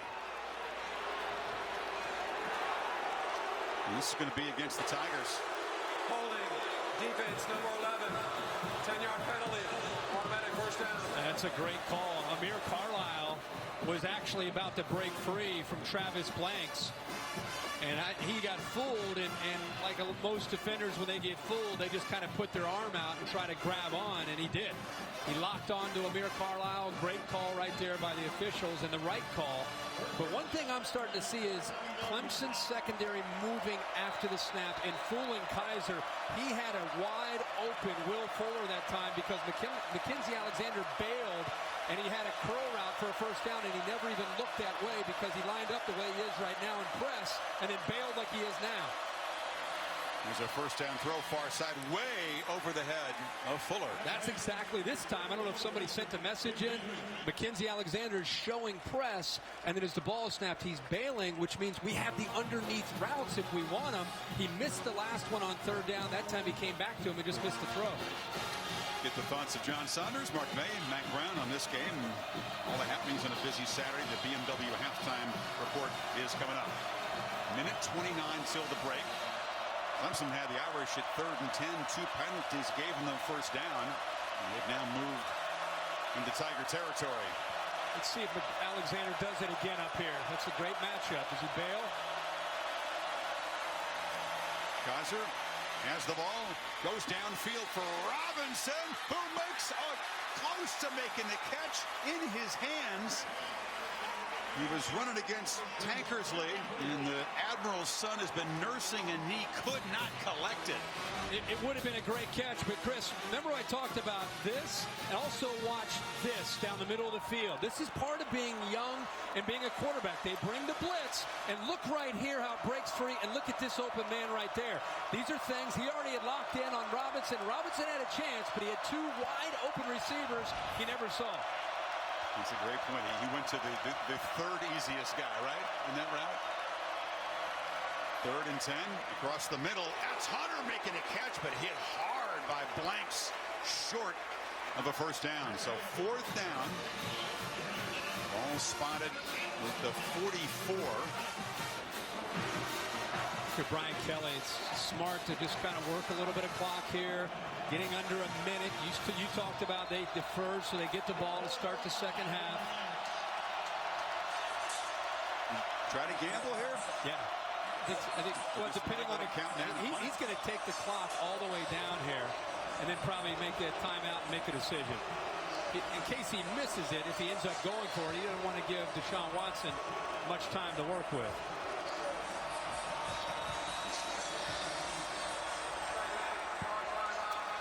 Kaiser 9 of 19.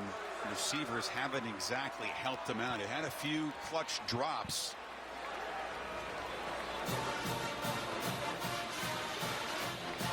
ESPN after the Ducks and the Buffs in Boulder. SportsCenter will have you covered with a complete post-game wrap-up. There are some I saw this morning that think that the Buffaloes, who are not a very big underdog to Oregon, have a chance for a milestone landmark win. That would be me. That would be me. Yeah. Capital One rankings here. You see Ohio State, boy, they had to fight off against a very nasty Indiana team. A lot of heart. 7-point win. UCLA now down 22-10. Look at this. Look at the upset. Potential upset there. Ohio State fortunate to get out of there with a win. So it makes it, this is when you start to get into October, you start to figure some things out. Week 5, Kirk, was got to beware week 5 for the upsets. He sure did. It's been a recent trend. Could continue. So the punt team out for the Irish. Clemson will take a timeout. I wouldn't figure they'd try to do too much. No, but Irish good. Punt it down there. Yeah, you can see the intensity down there with Dabo Swinney. Just good to be safe. Go punt safe and be aware of that potential that might happen. Dabo's got a pretty good record. You know about Swinney against top 10 opponents when he's the lower ranked guy. 5-2. He's won 4-0 when the games have been home or neutral. And he pointed out to us the other day, no player on this roster has ever lost a game to a team that finished the season ranked outside the top 10. So that's 7 losses the last 3 years, but none of those old quote-unquote Clemsoning losses that we used to talk about in the old days when they would lose to a team they should handle easily. And then lose to Duke or NC State or some of the last 3 years, 35-7, some wins over LSU, Auburn, Georgia, Ohio State, Oklahoma. So Newsom to punt into a wind, drops the point and kicks a short kick, but a nice roll. And so inside of 30 seconds, Clemson will have the ball at the 3-yard line. Well, tomorrow, NFL Insiders get your day started, followed by the NFL Sunday Countdown, guys. 10 a.m. for the Insiders, 11 o'clock for Countdown. And it's Sunday on ESPN beginning at 10 and streaming live on the Watch ESPN app. That Cincinnati Bengals ball club off to a pretty good start. You say that every week, and they've won again. So they're undefeated. So are the Broncos. The Red Rifle getting it done. Indeed, Dalton. Dalton was excited watching Trevon Boykin and TCU rock the hammer on the Horns. They was 30-0 TCU at the end of the first quarter. Never thought I'd ever see TCU or anybody up on Texas 30-0 in the first quarter. So safety as Watson takes a knee. Boy, it was a fast start for the Tigers. Took the first possession of the end zone, got a 3-and-out, and we're quickly up 14-0. But the Irish defense rose up, and Clemson only outgained Notre Dame by a total of 15 yards in the first half. Irish will get the ball to begin the second half. The end of 30 minutes in Death Valley. The BMW halftime report, including Heather's interview with Dabo Swinney, coming up right after these messages.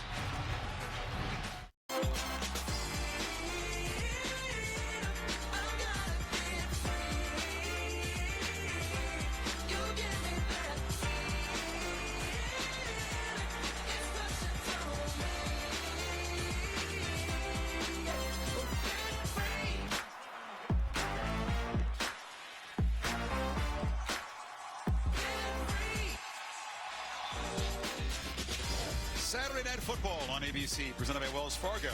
And this presentation of the ACC on ESPN. Clemson trying to give the ACC a much-needed signature win. They lead the Irish 14-3 at halftime. Party mood here. DJ Shaw.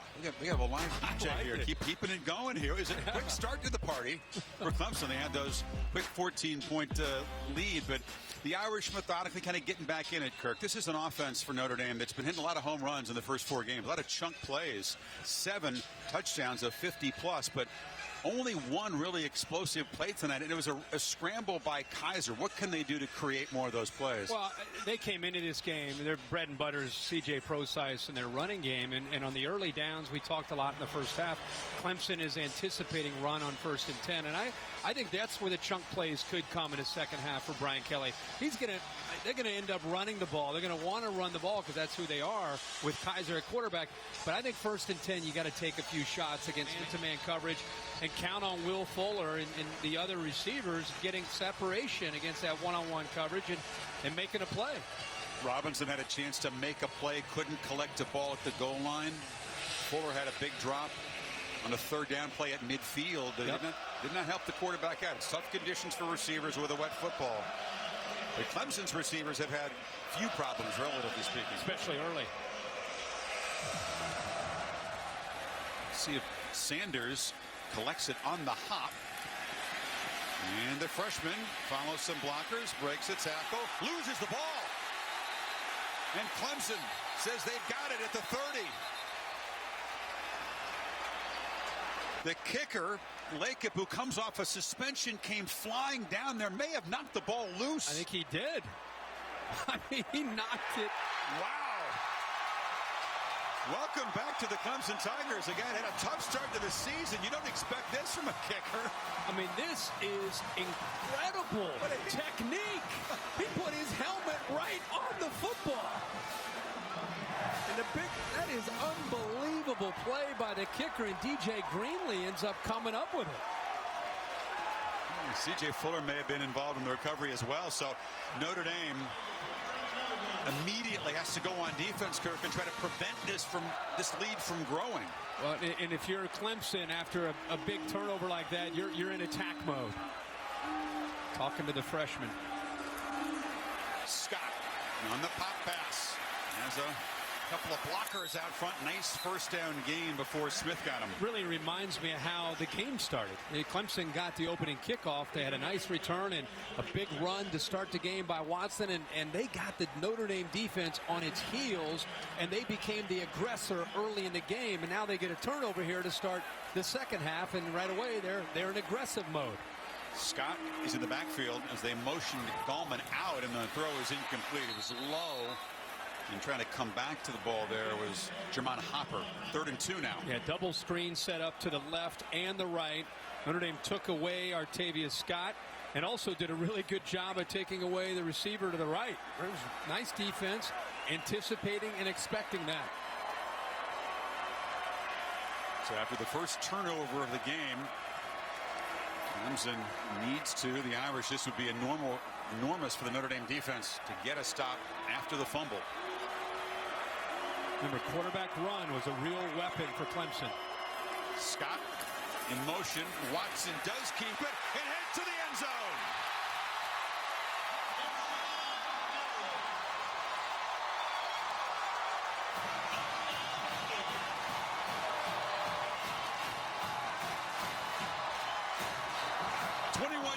Kirk, as you're right, the second half begins much like the first did. Yeah, they kind of went away from it, which was surprising, but the early part of the first half, we saw a lot of runs from Deshaun Watson, and here on a crucial 3rd down to start this second half, you get exactly the look that they want. Again, this guy, he doesn't run the ball the way Taj Boyd used to with the physicality, but he hits a crease, and he's got the speed to take it to the end zone. So Watson has thrown for 2 and now run for 1. He's got 72 yards on the ground. It's all because of this fumble. Great job by the kicker causing it. Clemson jumps on top of it. And a couple plays later, big 3rd down. Deshaun Watson calls his own number, gets the look that he needs, the blocks, and into the end zone. So Watson's touchdown run builds the cushion to the Tigers' biggest of the night, 18. Lakeup the kicker. They're going to keep C.J. Sanders on the return team. And there'll be no return this time. With the 16 days between games, they had a lot of things to work on. They fired a couple guys on the kick coverage team, and they produced a turnover. Let's take a look at our Pacific Life game summary and talked about the fast start. Deshaun Watson, awareness, accuracy, decision-making, and also tonight his legs. Great blocks downfield. Got the look that they wanted. They motioned the man over, opened up perfectly. How about this Clemson defense? We're about to see him again, making it very, very tough on C.J. Prosise when he is running the football. Just nowhere to go. Nothing but orange jerseys. The Irish thought they would get the ball, Kirk, down 14-3, and now a fumble. The ball is loose, scooped up by Curse. A second turnover. And Clemson a chance now to blow this open as the Irish self-destruct. Ben Boulware knocked the ball loose. Curse recovered it. Terrible night for Prosise.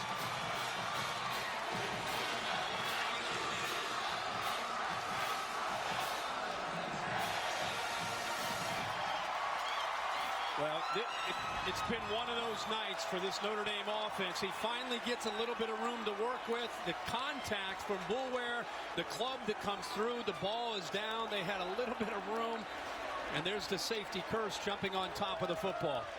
I'm going to say they get the ball, you think, down 11 to start the second half. With the fumble kickoff, they get it back down 18, and now in the first play, cough it up. Well, this is huge right here to see what happens. Look at all the miscues and mistakes, the things that have not gone their way. But this is big. And I think Dabo Swinney and his offensive coordinators, they sense an opportunity here. Let's see if Notre Dame's defense can step up.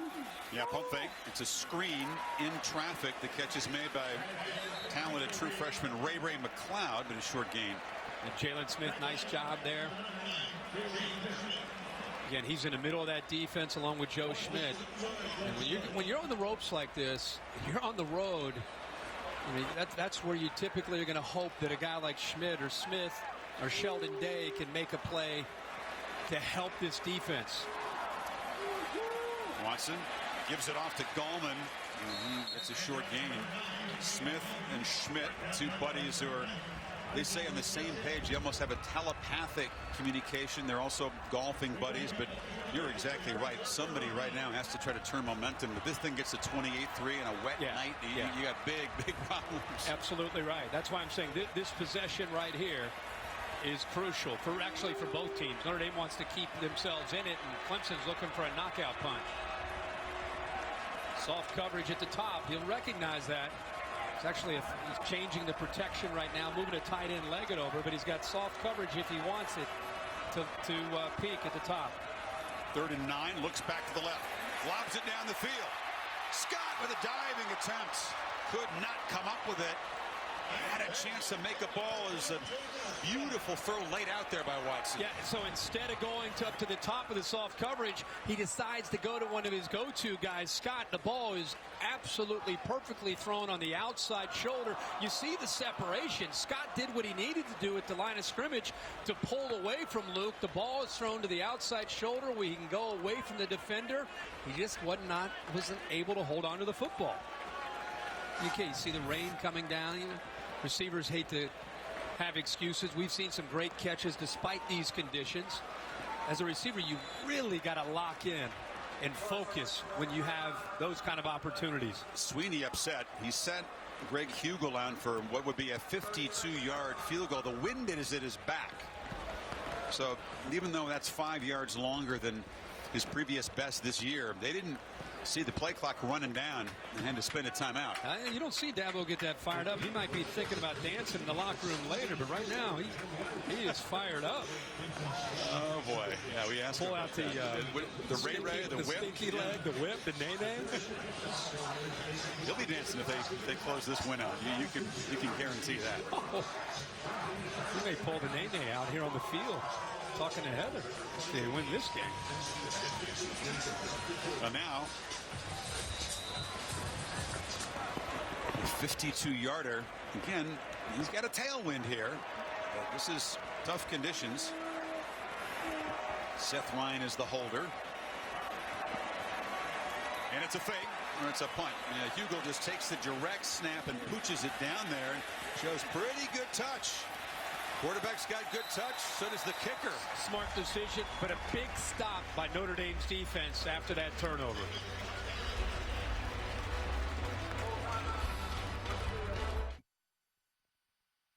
Saturday Night Football, presented by Wells Fargo. Brought to you by Chevrolet. Find new roads. Wells Fargo. On your phone, online, on the go. Wells Fargo makes it easy to get banking done. And Chick-fil-A. We didn't invent the chicken, just the chicken sandwich. Dr. Pepper Championship Drive Game of the Week is 21-3. Jeffrey, the Irish, Kirk, you're down 18. You've had turnovers on consecutive plays here, 95 yards away. The rain is pouring, wind in your face. Yeah, and you're going to face a defense that's going to pin its ears and shoot the safeties and linebackers to the line of scrimmage. Rosice picks his way for one of the better runs of the night. He got 10 yards in the first down. Boy, that was a great job by the right side of that offensive line of opening up some room finally for C.J. Rosice. They got a great push and just opened that up. Elmer, the right guard, McGlinchey, the right tackle. Rosas is a guy, Kirk, he went 91 yards against Tech, so he's a threat from anywhere on the field if they can get him a little crease like that.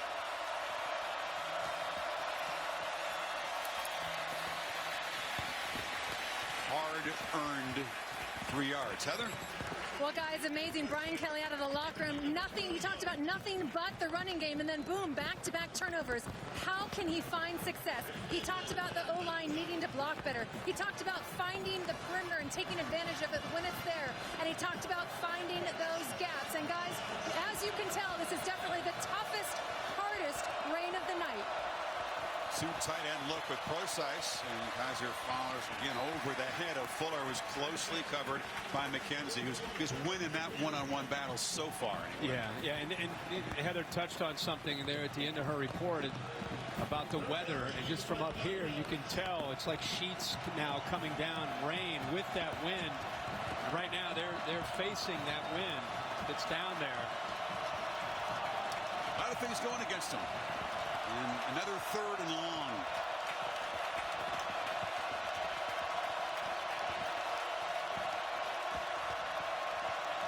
It's like pressure from the left. They're disguising it. They're showing it from the left and the right. Bullware lined up with the middle linebacker Goodson off to the left outside of the tackle. Yep. Here they come. They pick it up well. Flipped in the flat. Procise makes the catch and gets free. C.J. Procise brought down across the 40.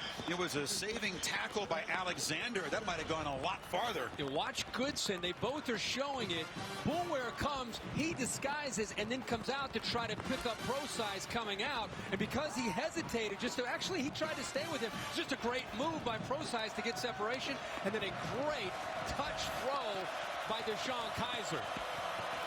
He's had trouble running, but picks up 23 as a receiver there. Kaiser looked right, didn't have anybody, and he's dragged down behind the line of scrimmage by Carlos Watkins. Looked like a little bit of confusion by this Notre Dame offensive line, and also great suddenness right here. He just shoots a gap. Nobody picked him up. By the time Kaiser even just started to look, he was already in the backfield. Watkins with great acceleration, but it makes it a little easier when there's a mistake up front, a mental breakdown there by the Irish offensive line. Josh Adams is a freshman in the game, takes a handoff, kind of a frustrated reaction from Kaiser after the play. Did he want to pull the ball? Yeah, it's a zone read where the quarterback, you got a freshman running back and a quarterback who's trying to make a read. And when you make that read, the running back and the quarterback have to be on the same page. They have to read the same thing. So it's not like you're just handing it off and carrying out a fake. You don't know who's going to get the ball until you're at that mesh point, depending on what the defender does. Adams is a talented young freshman prospect, but his first carry of the night sets up a 3rd and 12.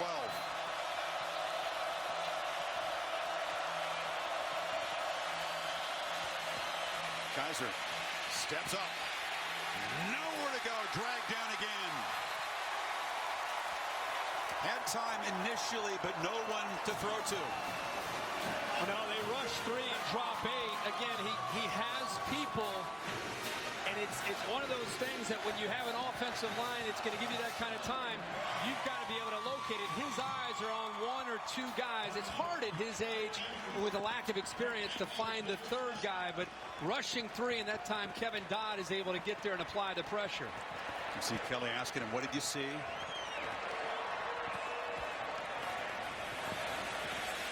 Scott just gets away from it, and the ball will roll out of bounds.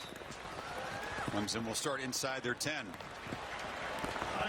It's the 11th year for Allstate, sponsoring the Good Hands Field Goal Nets. Allstate making contributions to general scholarship funds for each field goal and extra point kicked. Allstate has contributed millions already in scholarship funds. 53-yard punt. Newsom pins the Tigers back deep now. Well, again, if you're looking at the big picture, 21-3, at the very least, Notre Dame was pinned back inside their own 10 to start their last drive. They pick up a few first downs. They get a good punt. Now their defense again. Now they've got to get They got to get a stop and try to get the ball back to their offense. A good field position. Hard running by Wayne Gallman. Pretty good gain on first down. Sean Watson, a game where he's been involved in the run game, which we anticipated. A couple touchdown passes, 72 yards rushing, averaging over 10 yards a carry when he does keep the ball. And of course, the last touchdown they had was him keeping it and getting into the end zone. And second down. Gallman again. And the Irish gang tackle him just short of the marker. So it'll be third down. They'll need a couple.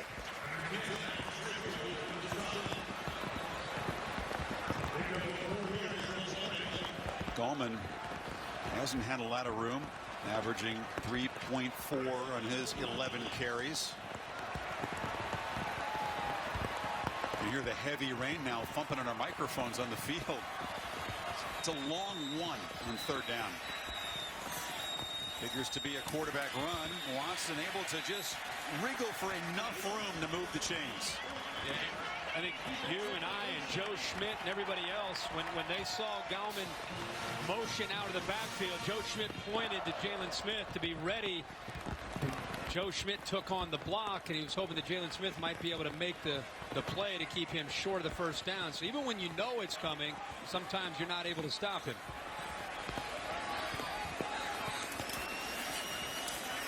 Hand it off to Gallman on the edge. Boy, you could hear the pads pop. It was 9 versus 9 as Smith brought him down quickly. That's fun to watch that. Yeah, it gives you a feel right here to be out in the field. Ooh. That's some speed right there coming together. Arriving with bad intent, as you said. We didn't see a lot of that last week. No, you're going to see that defense. From 9. You pointed on the need for this Irish defense to try to make a play, turn things their way. Watson rolling. He's brought down, hammered really hard outside the pocket there. That's what makes Clemson fans really nervous as Tillery arrived and had help. Yeah, and you're talking about a guy that had ACL surgery just 10 months ago. So, he's put some weight on. Last year, as a true freshman, he was slight. He was 195 pounds. Now he's up to 210 pounds, and you could just tell. We haven't seen him since last year. When you see him on film, it's one thing. You see him in person, he's gotten thicker, but still, you hold your breath with a guy that had an ACL 10 months ago. Rolls out on third down, fires near side, tipped. Is it a catch? No ruling yet. They're talking about it. Yes, on the tip. Renfro came up with it. Irish are arguing he was juggling the ball. Clemson trying to play very fast, see if they can beat a potential replay review. And a lot of times they don't make the officials stop the action, in which they do. Joe Ryder is the replay official. Completed pass. That play is under further review. They're right next to us over here. Watch Renfro, Chris. This is like backyard football playing in the slop in the rain off of 2 players. And it's going to come down to whether or not did he have possession when the left foot was down. I don't think so. Let's take another. This would be a good angle because he initially. You can't see that. You can't see that. And not only that, Chris, he initially touched the ball. He possessed the ball, and then it looks like he let go of it. This is a very big ball. Watch the ball. See how the ball left his hand? So I think by the time it left his hand, he ended up losing possession of it. Why? Maybe the best angle here. Right. Yeah, I think he's got possession after he's already out of bounds. See, people think it's not about that, because I'm telling you, he loses the ball and now his feet are in the air. I don't think that's a completion. It's a huge potential overturn. It would be 4th and 7. Again, watch the ball. Taken away. Watch the ball. It's in the air, and then his feet go into the air. You're right, though. He was right there with an opportunity to make a play that would have moved the chains. It's nothing like calling a game here at Clemson when the fans are about 6 feet away, turning to you and I, saying, "Is it good or not?" Can we shoot? If you signal incomplete, they don't like you very much. I gave them the sign like, "I don't think it's good." They're like, "Come on!" Like we see them down here. Yeah, they're all right here. Yeah, Everybody wave. All of our friends. Wave to the stage. You guys are on. There you go. They should be looking right over here. Those are the guys making the decision, just off that direction. Yeah, I think it's an incompletion. That's the Sorry, replay I'm telling official. him. Incomplete, guys. There's Joe Ryder nodding his head. Leave us with the guys next to us. We're not cheering in the press box. No, Renfro, very sure-handed receiver, made a tough catch in the rain earlier. Let's bring our rules expert Dave Katai in. What is your opinion of what you've seen? Well, Kirk and Chris, it's very close, but I have to agree kind of with you. That left foot is on the line, and he's juggling it. Watch the ball go into the air, Dave, right? Right there. Not here, there. See it? Right there. Yeah. And he, to me, does not have possession in bounds. Yeah. If he would have held on to it on that first possession when he first caught the ball, I think then the debate would have been about the left foot, the left toe. But the ball went back up into the air, and then he secured the ball, and by then his feet were in the air, and it was an incomplete. I have to agree with you, Kirk. That's the way it looks to me. After further review, the ruling on the field, the player did not maintain possession, therefore it is incomplete. 4th down and 7. Not popular here, but we think correct. So it is 4th down on a punt coming up instead of 1st down. That was great effort, though. It was. Great effort. It was. The reaction of Renfro's teammates, their faces, they were like, wow, can you believe he made that? We were so caught up in was the inbounds or out of bounds. It's nice to be able to step back and say, that was pretty cool to see him somehow in these conditions. We're seeing guys have balls thrown right to them, drop it. He's somehow able to focus and concentrate and come up with that football. Well, Sanders, who lost the football to begin this half, desperate to try to make a play, redeem himself, is back deep. Teasdale punts it high. Again, it's going to bounce and spin backwards, so no chance for a return. Irish with 6 minutes to go in the 3rd, down 18. Well, thank you, Cassidy, here in wet and wild Clemson. These folks are ready for even more rain, and that's good because even more rain's headed this way. No doubt. On 1st down, Kaiser has to sidestep the rush and delivers to a wide open man, dropped again. This time it was Torrey Hunter Jr. A rough night for the Irish receivers in the rain. And Kirk, we are where this big orange tiger paw is, and that is a lot of orange and yellow stuff headed up from the coast. Charleston has been badly flooded the last 24 hours. It's vigorously a little uglier here. And looking at the score, knowing that that's on its way, 21-3, Notre Dame better get some points on the board in a hurry.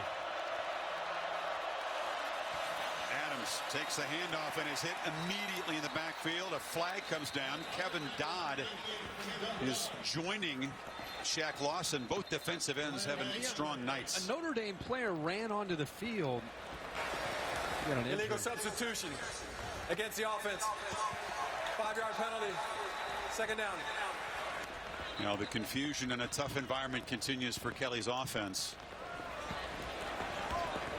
Will Fuller ran onto the field. I'd be curious to know what Brian Kelly is what he's upset about. I mean, the ball was just about to be snapped. Mackenzie Alexander, the corner for the Tigers, was slow to get up. He's now trotting off. He's the guy that's been shadowing Fuller all night. See, Fuller's off the field. He'll go off the field. He's up there at the top, then he goes off, and then the play goes on. And then at the last second, watch him emerge back here. He starts to come back on the field, and then they snap the ball. So 3rd down and long again. They need 10. Kaiser rolling. He's got room to run. Takes a hit and is stopped short at the 45-yard line. It'll be 4th and 2. Christian Wilkins chased him down. Interesting. Talented freshman in this team. Interesting decision right here. And at that time, Kaiser just turned his shoulders and just knew he was going to take off and run with the football. But Clemson gets the stop. Notre Dame's going to have to punt the football. Too early to gamble, in your opinion, here? Needing 2 yards if you're Kelly? Yeah. I mean, you're still in the 3rd quarter. You still feel like you trust your defense to get the ball back. There is no return man for the Tigers. Newsom just boots it away and bounces around. And will drop at the 16-yard line. And a reminder, Monday night on ESPN, Seahawks and the Lions. Interesting when desperation comes into play in the NFL early in a season. That is the situation for Detroit, but a very tough spot having to go to Seattle. 8:15 Eastern on ESPN and the Watch ESPN app. Rosice wasn't in there at the end of that last drive, trying to stay loose on the exercise bike. Kind of limped off the field, Kirk, and he's been held to 32 yards on his 13 carries, 2.5 per carry. Does have 2 receptions for 28 yards. It's kind of been their answer to try to get him loose. Bowman trying to get loose, and he lowers his shoulder. Picks up 7. I've been impressed by Clemson running between the tackles. There's Alexander, who's going to go in and get looked at in the locker room. That's a big loss because he has been matched up against Notre Dame's best receiver. But I've been impressed with, they're not getting a ton of yards, but 132 on the ground, and Gallman's been able to contribute to that along with Watson. Got it again. Takes a big shot at the end of the run, but, you know, Gallman maybe not the most naturally gifted running back, but he really makes up for it with effort and toughness. I don't know if we have time. If we could show that Sheldon Day, the defensive tackle, who's an All-American candidate that time, he's been getting worked over. We have not called his name much at all tonight, and that time, Joe Gore and Tyrone Crowder just took him out, completely out, and opened up a nice running lane. They pitch it near side. Gallman spins back and gets in the open field and moves the chains again to the 42. So now the Tiger running game beginning to get revved up. And I'm sure Jeff Scott and Tony Elliott, the co-coordinators, are looking down at this and thinking, they're probably kind of looking at themselves or talking to themselves saying, hey, how about this? I mean, we thought we might have to run more with Deshaun Watson, but right now we're starting to really control that line of scrimmage.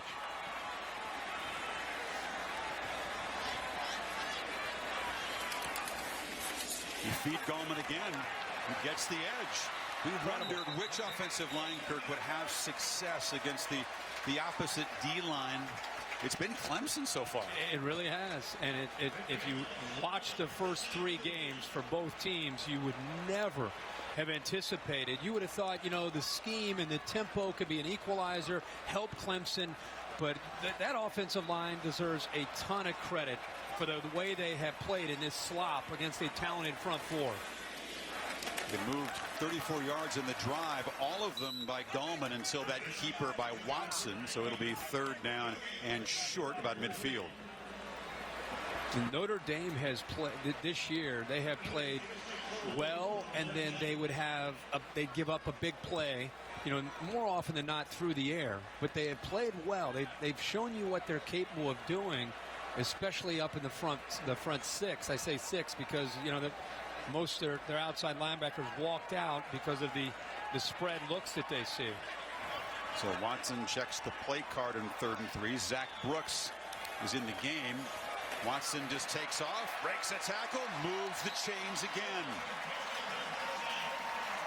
Dabo Swinney told us, hey, the gloves are off. The knee is healthy. Deshaun feels good. This is a tough opponent. We're going to have to run him tonight. And the timing on that quarterback counter play was exceptional. Tyrone Crowder, the right guard, pulled it through. Zach Brooks, the running back, had a nice block. And that opened up perfectly.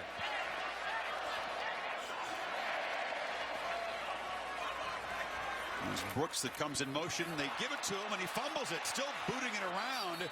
Excuse me, that's Ray McLeod, 34, and it's an incomplete pass because it was a pop pass. The freshman couldn't grab the handle there. That's the good thing about that kind of a play. Exactly. Yeah. It happens really fast, and it's just a little pop pass. But you know, right away you just assume, you think it's a fumble. And one thing they might look at is that, did he have possession of the ball? Did he didn't take enough steps to have possession? You could see his eyes kind of turning upfield. The young guy was looking where he was going and didn't secure the ball. Watson spun around and hit for a loss. So the Irish defense gets in there. Cole Luke off his corner, got there quickly, and it's 3rd and long now. Yeah, that time they're trying to just do anything to try to change the flow of this offense. They brought the corner from the bottom on the blitz there, as you said, Luke, and right now you're on the ropes. You got to try to pull out all the stops, and Brian Van Gorder is known as an aggressive defensive coach. You see a change, by the way, in Brian tonight? What's that? You see a change? He doesn't not have the green leprechaun look. No. He said, do you not like us? He's going to go with the green. I said, wear what you want, but he's in green blue tonight. Watson, a downfield shot, and a flag comes in. Hunter Renfrow was tackled by Kavari Russell.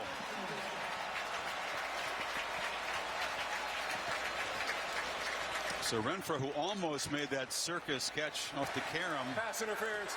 Defense. Number 6. 15-yard penalty. Not the guy you expect to go deep, but he beat Russell. No, he gets around him and shows some pretty good quickness. He gets outside. Russell is known as the top cover corner for Notre Dame. He's in pretty good position, actually, but right at the end, as Renfro's going for the football, that's where Russell ends up having to get it. He pulled onto, looks like onto his belt, maybe. So the penalty moves the ball to the 33.5. Approaching the final minute of the third quarter. Well, Renfro, 5'10", 175 pounds, former walk-on. Yeah, just got a scholarship. Big, it's pretty good. Big moment for him. You can see why. Now, he lob it down deep. Peak. Juggled it. Luke was defending, and it's picked off. See, I got to say something. You're down 21-3. Right? Isn't that the score? Yeah. It's 21-3. and you just make it a play, and you're still talking to the crowd. I mean, you made a great play. You're trying to get the ball back to your offense, and you're looking up to the crowd and giving them the sign. I just don't understand that. We see that all over college football and NFL football. It makes no sense to me. You're losing 21-3. So anyway, besides that, it's a great play. He's in position. The ball was just thrown up. It's one of those plays where you hope your receiver is going to go, and you just throw it to a spot. And he threw it to a spot, and Luke actually did a nice job of anticipating it, got in position to be able to go up and make the play. But he just needs to be happy. They got the interception, and now he hope the offense goes down and scores. Well, that Peak was in good position. Luke has both of the picks the Irish have made this season. Procise knocked down after 9 yards. Heather? Well, it looks like that bike did C.J. Procise some good. He's been stretching out that left quad and staying on that bike to try to keep it warm. He's definitely got a pull there, but obviously will continue to play. Also, his quarterback, DeShone Kizer, cramping in both calves, continues to stretch those out. Just went up to both of his receivers and said, "We've got this. We've been here before," referencing the Virginia come from behind win. Heather, thank you. Procise on a spin free, spins again, and gets a first down to the 40. They were knocked down 18 to Virginia. No. It's a big difference. Yeah, and they weren't playing this defense, but you can understand what Heather's saying about, hey, we've been here before. The only difference, I would say, you got a guy down, looks like the safety. Yeah, that's Green. You're down 3 possessions, and at this point, I'm not feeling any urgency. Like, do you know what I'm saying with Kizer? Right. You know, you're only going to get the football back so many times, and you're going to need to start to. You don't have to go hurry up, but you need to kind of get out of the huddle and have a little bit of urgency to you, because it's not just about scoring on this possession. You need another stop, and then another score, and then another stop, and another score. Yeah, they have not been able to create the chunk plays, the kind they were able to create in the first 4 games. NFL Insiders and Sunday NFL Countdown. Begin your day at 10 a.m. Eastern, and then the countdown comes on at 11 and streams live on the Watch ESPN app. And it's tomorrow over on ESPN. So Green is helped up, and that didn't look to be anything serious. Painful for sure momentarily, but he is helped off. Just got hit in a vulnerable position there. He's been active tonight. 7 tackles for Venables defense, which is so far done a tremendous job. Still can't believe this was the best defense in college football last year. If you look at the numbers, and they lost virtually everybody off of that defense. And this defense, first 4 weeks of the season, playing the way they are. It says a lot about Brent Venables and his scheme and his relationship with these players. Absolutely. Number 1 in yards per game, pass efficiency, tackles for loss, and third down, and they are looking like they're not missing a beat in 2015. Back after this message, a word from your local ABC station.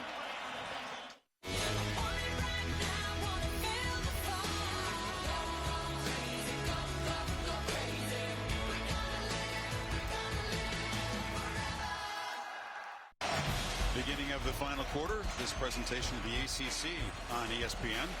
Clemson, one of 6 ACC opponents the Irish are playing this year. And the rain has not dampened the spirits. It's still a rowdy party in Death Valley. And a long hill to climb for the Irish.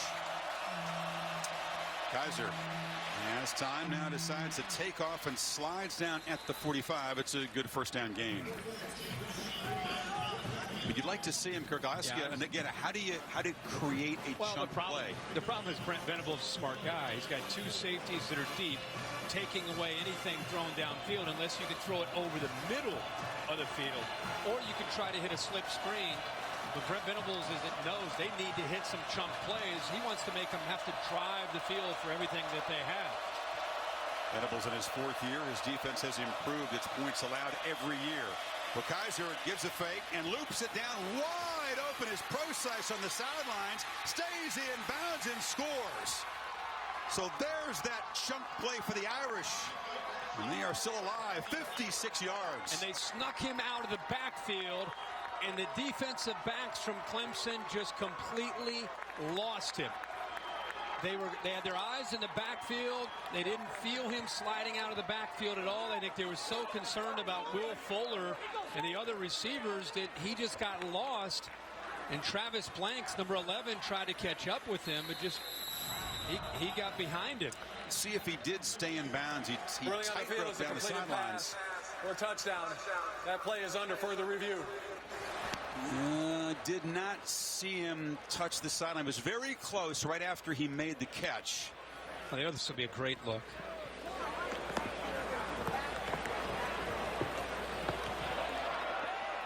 No, I think he stayed in. I don't know. I don't think the heel went down. If the heel would have gone down, he would have been out of bounds. But his heel looks like it's up.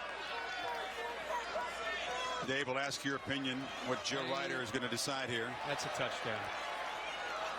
I just don't think that's enough, because the heel doesn't go down, Kirk, as you've seen. That is not enough to reverse this play. This should be a touchdown.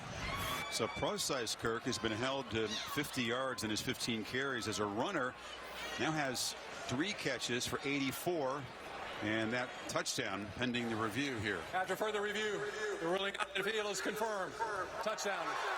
It's the 8th touchdown this year for the Irish of more than 50 yards. That's more than they've had in any season going back to 02. Think about that. Yeah. But and Brian that's Kelly what said it's not by an accident. Remember, they're 21-3. We were talking at the break. You need a touchdown, an extra point, or a touchdown 2-point conversion, and then a field goal to try to tie this up. And we wondered if they scored, would they go for 2 right away, or wait. They have to go for 2 on one of them. He's elected to go for 2 now. That way, if they miss it, he knows he just needs 2 touchdowns.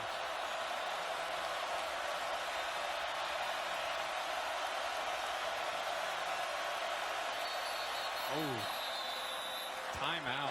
Oh, timeout. Boy. Notre Dame. So they have to spend a timeout. That is not what you want to do when you're trying to climb out of a hole here. Crushing. Let's go back to the touchdown here. And Procise is right here. And you're going to see one receiver go here, another receiver go here. And that's what really occupies the defense. You also have a safety right here, Green, who's tied up. I think he might have been the one that had to be responsible for Procise. But look at the eyes in the backfield right here. Nobody really keeping an eye on Procise sneaking down the sideline. And then by the time they react, he's got the speed after making the catch to be able to get into the end zone. But they just simply lost him. Too much focus on the receivers. Let's see what Kelly cooks up after that nice little play. You talk about how smart Venables is. Kelly kind of tricked him that time. Well, yeah, exactly. But on that 2-point conversion, you wasted timeout. It looked like they had 10 players out there. I think he was waiting for Corey Robinson to be out there. Procise to the right of the quarterback, and Robinson goes in motion. Kaiser looks that way, throws it to the tall guy who can't get it. Robinson is 6'5".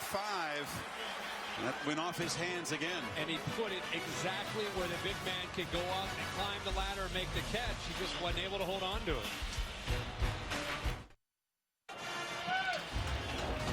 Irish score in the big play, but not a real good sequence for Corey Robinson. Kirky pointed out he wasn't on the field. He had to spend a timeout, and then a very catchable pass. Yeah, I mean, that's big to be able to get this game within 10 points. And I think Brian Kelly not only upset about the drop, I think it has more to do with having to burn a timeout. on a 2-point conversion in a game where you're trying to play catch-up. You need all 3 of those timeouts. Newsome boots it. Fuller and Green are back. This is Scott taking it across the 30-yard line.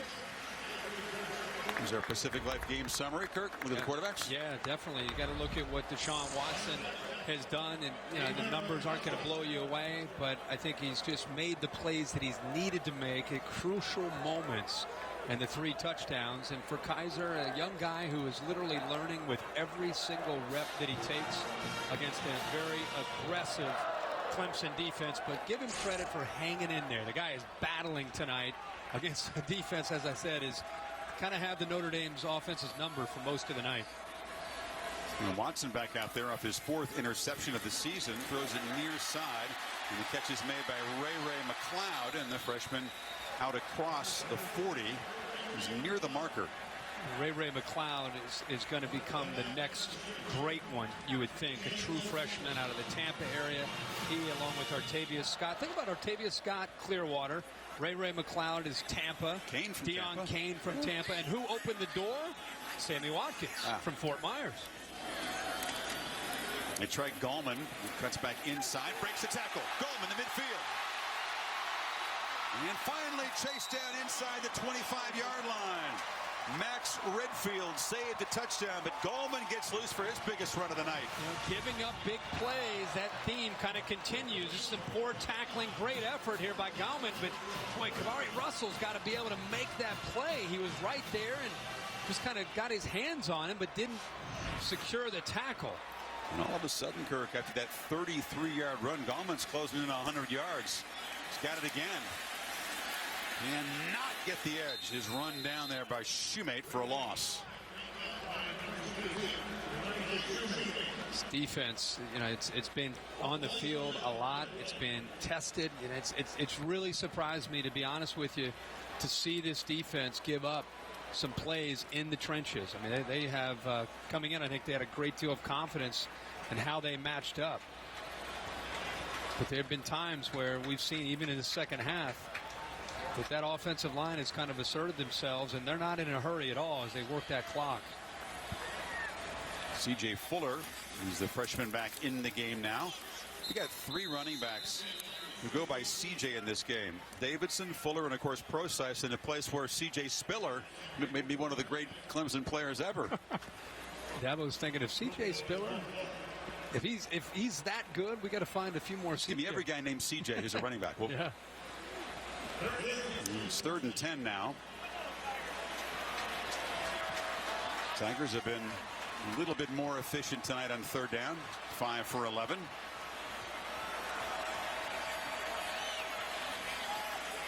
Clemson staff trying to get their attention here. They sure are. Blake locks at 5, and now they'll spend a timeout. Coaching staff spotted something on the other side, Kirk, and wanted Watson to notice it. Yeah.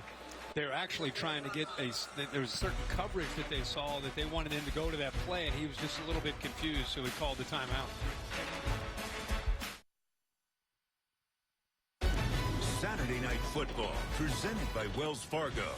Brought to you by Pacific Life. For life insurance, annuities, and investments, choose Pacific Life, the power to help you succeed. Ford, we go further so you can. And Jiffy Lube, experts around every corner to help you leave worry behind. A lot of folks having fun with the rain here in Clemson. Of course, many folks in this state and other states in the Atlantic Seaboard are seriously affected by the flooding. The rain really doesn't have a lot to do with Hurricane Joaquin. It's just a combination of rivers running high and tide coming in. This is Watson now, a safe play in the rain. He keeps it and makes a nice game. I was just going to say, you're up by 12, and it's not just about converting and getting a first down. It's about trying to give yourself a chance at a field goal to go up by 15 points. You go up by 15 points, and now Notre Dame, it's a 2-possession game. They've got to, again, score the touchdown, get a 2-point conversion, and then score another touchdown. So it makes a lot of sense what Dabo Swinney did there, just running around the left side. Clearly, this kicker likes it from the left hash. And see if he can convert to give them the 15-point lead. 35-yarder for the walk-on Greg Hugel, who is 4 of 5 this season. First attempt. They got to hurry. Unless they want to spend a timeout, it's going to back 5 yards. They did notice it on the sidelines. A full sprint for Sweeney down there to spend the timeout. Feels a lot better about the field goal at this range than 5 yards back. Okay. Good wheels by the coach. Well, he's going back to his playing days. Had he turned the Jets on there. I think the crowd may have helped. I don't know if he enjoyed the exercise on a rainy night that much, judging from the expression. I think Frank Kelly thought that the clock expired before he got that timeout. You dialed into the new Sunday night drama on ABC, Quantico. Critics calling it instantly addictive. Begins 10 o'clock tomorrow night, 9 Central on ABC. So Hugel will kick into the wind. It really shouldn't be a big factor on a field goal in this range. Going to be just about a 35-yarder. Trying to build that lead back up to 15. Seth Ryan is the holder on a wet night. Does a good job to get it down, and Hugel knocks it through. So 10:56 to play, and the Tigers are back up by 15. Cassidy, thank you. That Bruins team, Kirk, was so impressive in hammering Arizona on the road last week. But we knew it was going to be tough in the Pac-12 to go through unscathed. And they dropped for the first time. Looking around in these first 4 or 5 weeks, and Vic and I were just talking there at the break about, I think he said it was 07. It's going to be one of those years, even with a loss, you're not out of it. No. Teams are going to lose. It's a short kick, very short kick into the wind, fielded. And the Irish are going to have decent field position now to the 36-yard line as Doug Randolph, big defensive lineman, got his hands on the football. Well, we knew that it was going to be a situation which quarterback, which receivers could handle the wet conditions. Fuller with the drop that would have been a first down of midfield. Robinson, a would-be touchdown. And again, a would-be two-point conversion. It's been Clemson's receivers. They haven't been perfect, but they've been a little more sure-handed. And now with 10:52 remaining in his football game, it's not just about trying to put points on the board. You're at 15 points, so you need to be able to execute, put points on the board, and then you got to get the defense back out and try to get a stop. If you're Notre Dame, Clemson obviously trying to get a 3-and-out. Kaiser has good protection, steps free, now decides to take off. And the big fella loses the ball. Bouncing around, the Irish have recovered. It was Procise right there. A very fortunate hop as Wilkins forced the quarterback's fumble. Heather? Chris, you guys are talking about conditions. Well, Clemson's defensive end, Shaq Lawson, just switched out shoes as you see this fumble going on, guys. He actually went from a molded cleat to a half-inch screw-in, doing everything in his power to get better footing, better leverage on this very sloppy night. Heather, thank you.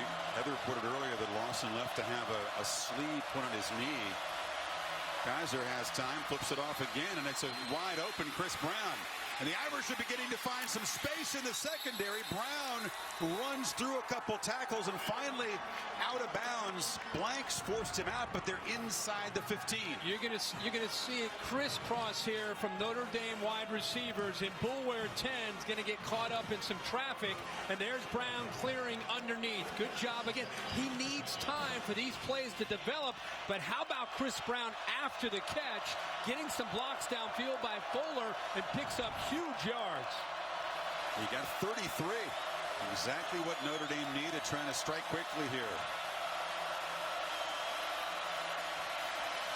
Procise came out of the backfield. Kaiser looked that way. Now dances free. It's inside the 10. Cuts back inside the 5. It'll be second and a yard. Irish knocking on the door again. Now you're starting to sense some urgency from Kaiser. You ever seen a guy that hasn't played a lot of football at this level in this kind of atmosphere have such composure in the pocket? There's Blanks. Blanks has been kind of just been hobbled here in the second half. And, of course, he's had 2 ACL surgeries on the same knee over the last few years. Yeah, he worked so hard to get back. He's a very respected, smart member of this Clemson defense. He takes off to run. Watch Amir Carlisle get involved 3 right there. That's the guy who right now Blanks who's down. And a teammate hit him after he went down. Yeah. And he's already kind of been, looks like he's been struggling. When he was chasing earlier on that touchdown by Procise, it looked like he was really laboring. They don't really rotate a lot of guys in on this Clemson defense. They asked their starters to play a lot of snaps. Are they wearing down? Procise shifts over on 2nd and 1. Keeper, Kaiser, touchdown. And the Irish are coming back. We just said, you not only you need to score, but you need to score in a hurry. How about a minute 49 to put a touchdown up on the board? And instead of going for 2 now, they're going to go for 7 or try to get it, try to go for the extra point for 7 points now and wait to get the 2-pointer if they get the football back. Yeah, this would cut it to an 8-point margin if they can convert here. But you're right, 4 plays, 64 yards, a minute 49. So they needed Brown's catch was the big play in the drive. And Kaiser, a strong runner. And remember, he's been the comeback kid against Virginia on the road.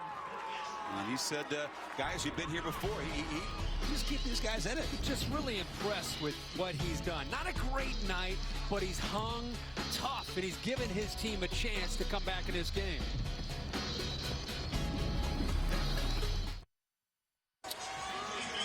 Irish were down 21-3 entering the quarter, but Kaiser has let him do a couple touchdown drives. Yeah, and again, his numbers aren't going to blow you away when you pick up the box score tomorrow, but what's going to impress you if you watch this game is how he's just kind of hung tough. They've not been able to run the football. They put him in some tough positions. I just can't get over how he sits in the pocket and how much time he has and how he doesn't panic. Scott, a yard deep. And the Irish coverage team had him corralled, but Artavis Scott breaks free now. Chased out of bounds by the kicker at the 45-yard line.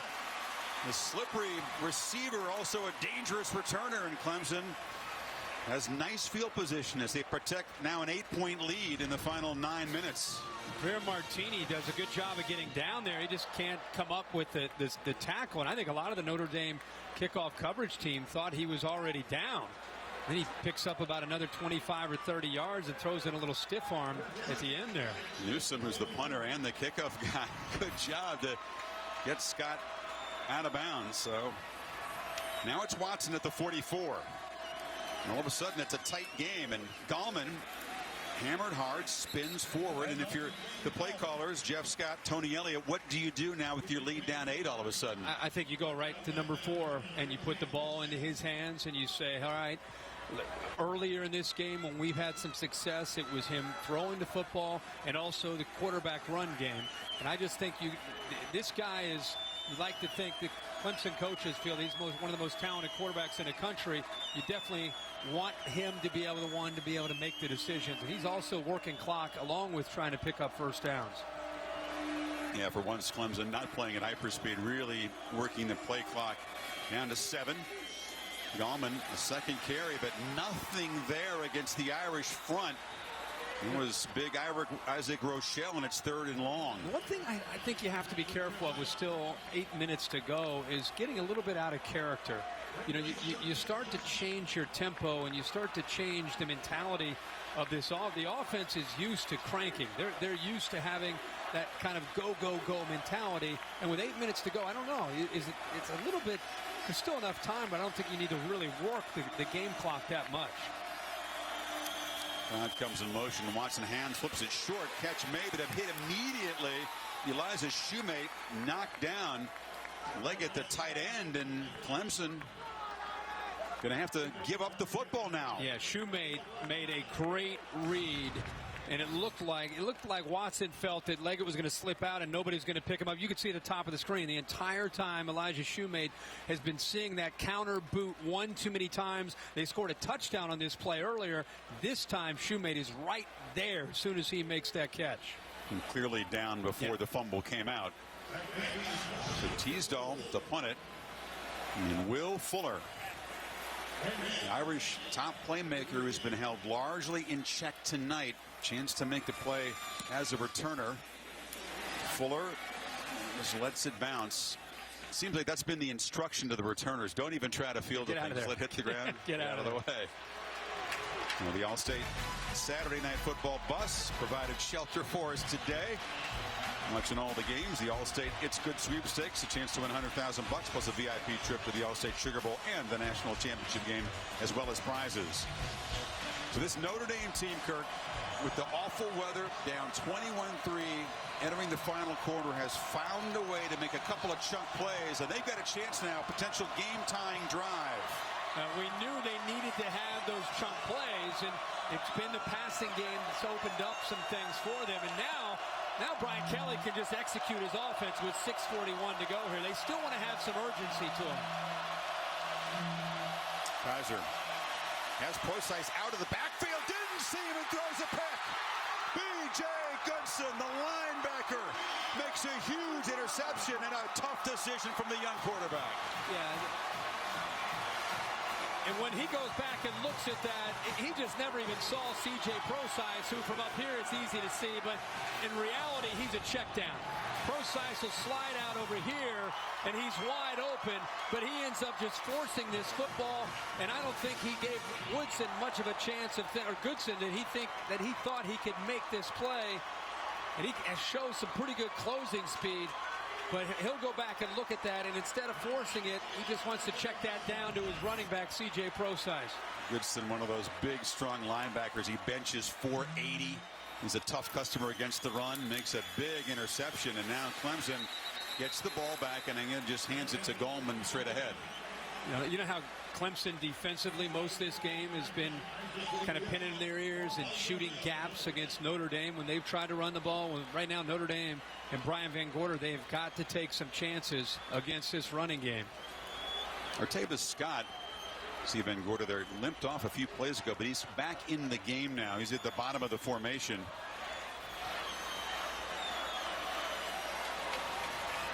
See if they have Watson throw the ball here on 2nd and 11.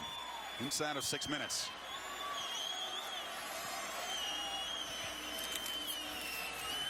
Keeps it. Gets a crease. Watson takes a hit, slammed down 2 yards short of the marker. It'll be 3rd and 2. You know, because they've been able to get Wayne Gallman going, now when he carries out a fake, he's had 2 or 3 defenders chasing him down. This is when you really have something going. There's 2 guys that are just completely gone. In fact, he got tackled. He got hammered, and it opens up some room there for Deshaun Watson to run the football. Deshaun took a hard hit himself at the end of that play. It's Gallman to the right of the quarterback on 3rd down. Now motions out. Watson running all the way, but running right into traffic. Drop for a loss. The Irish were all over that keeper that time. He loses a yard, and it's 4th down. A slow developing play. He's waiting for his left guard, 78, to pull around McLean. Watch how slow it develops. He's waiting and waiting and waiting. Rochelle does a nice job of just kind of fighting the point of attack. There's just nowhere to go. You can see they're able to keep contained. Owalu as well. There's just nowhere to go for Watson. Schmidt and Smith, the 2 linebackers, converging on the tackle. So 4th and 3. This would be a pretty difficult field goal. It's into the wind. There's a crosswind. He made it earlier from 35, but this for Hugel is from 45 to make it an 11-point game.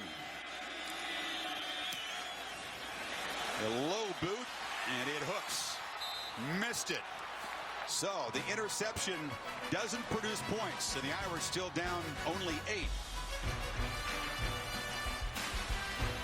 That's a tough kick for a kicker there. You know, at 45 yards, the wind is kind of swirling. It's wet. It would have, in effect, maybe put the game away, but not able to convert it. No, and as you said, they have the turnover there.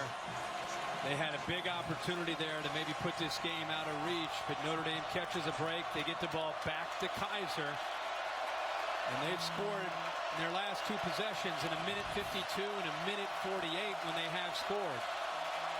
Empty backfield. Kaiser pressured. Dropped. Carlos Watkins joined by Christian Wilkins, the freshman. Well, you have Watkins in there, but look at the entire defensive front four. Shaq Lawson to the bottom there, 90s also involved. The true freshman Wilkins. They had an entire group there. There's closing in on him. Nowhere for him to try to pick up some time. He lost 9 yards. Second and long, Kaiser flips it short. Brown has running room. And Chris Brown's loose. Tripped up, but into Clemson territory.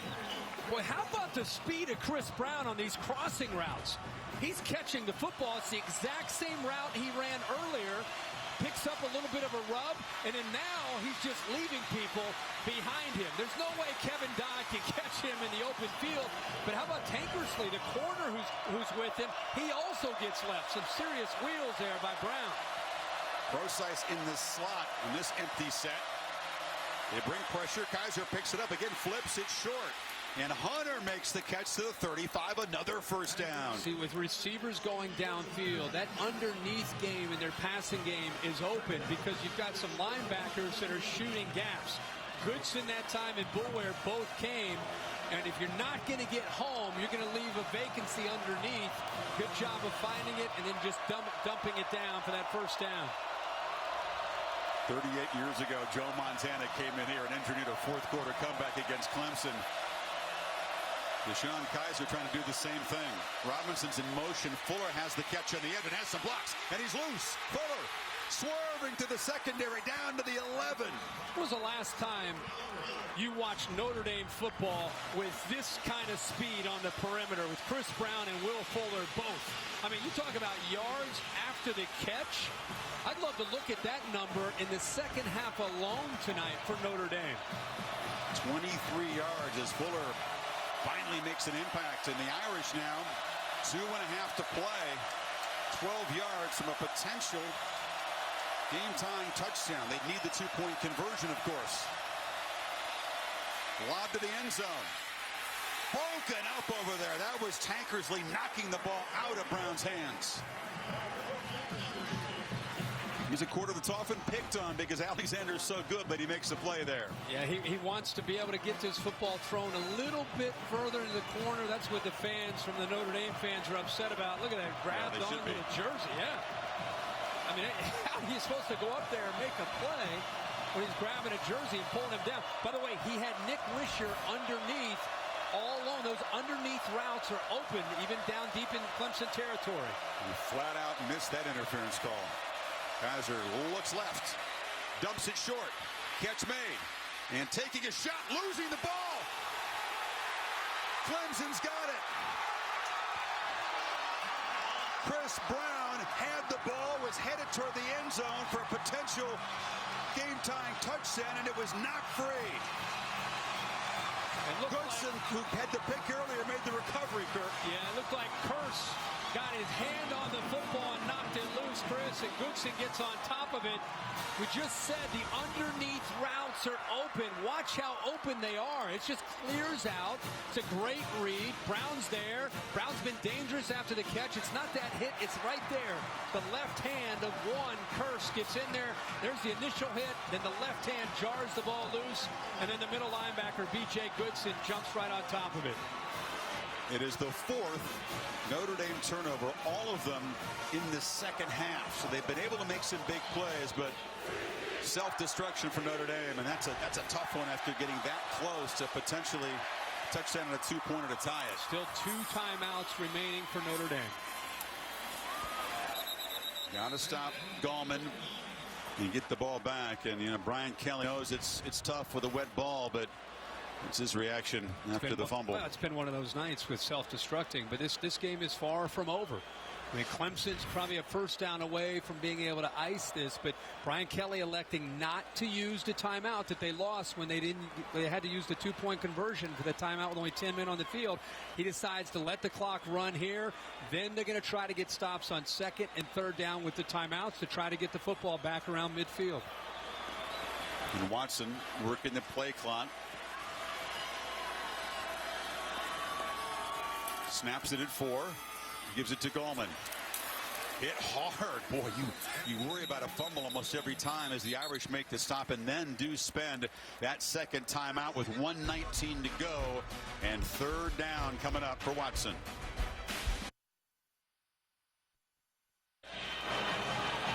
Monday night on ESPN, the Seahawks and the Lions. 8:15 Eastern time on ESPN, streaming live on the Watch ESPN app. Clemson got to think they run the football to force Notre Dame to use that last timeout. The Irish are thinking, stop them, use the last timeout, force the punt, get the ball in about midfield, maybe your own 45 with about a minute to go. Still time to do what they need to do. On 3rd and 6, a very safe play as Watson keeps it, but does not get much. Unwallow, the linebacker, stopped him, and now they'll spend that final timeout with 1:13. Punt coming up. Yeah, into the wind, by the way. Brian Kelly's been thinking the same thing that you and I are talking about. He decided to let that first down play go, called it on called the timeout on 2nd and 3rd down. They're going to get the ball with a minute to go without any timeouts, and the way they've been throwing the football, they've got to feel pretty confident that they can execute if they can take care of the football. It may come down to a 2-point conversion. Sweeney and Scott and Elliott electing to call safe plays, keep it on the ground on a rainy night into the wind, and then trust their defense to try to protect this lead. But Kaiser's been making plays. They just making too many mistakes. No doubt. He's thrown now for 284 yards on the night. Andy Teasdall in his end zone. And Fuller is set up at the 45. He'll have a play in it. Takes it at the 41. Fuller down to the 32-yard line. And Kaiser and company set up perfectly. 1:05. No timeouts, but a lot shorter drive than they had when they were down at Virginia. And give this Notre Dame defense a lot of credit for hanging in there and doing what they needed to do to get the ball back to Notre Dame. And now if you're Clemson and you're Brent Venables, don't you think you got to be thinking to yourself, you know what, that underneath crossing routes, it's been wide open. We've been blitzing some linebackers. We've been getting lost a little bit in coverage. It's not just a long throw downfield. It's the underneath route that they've got to, I think, be concerned about. Best starting field position for the Irish.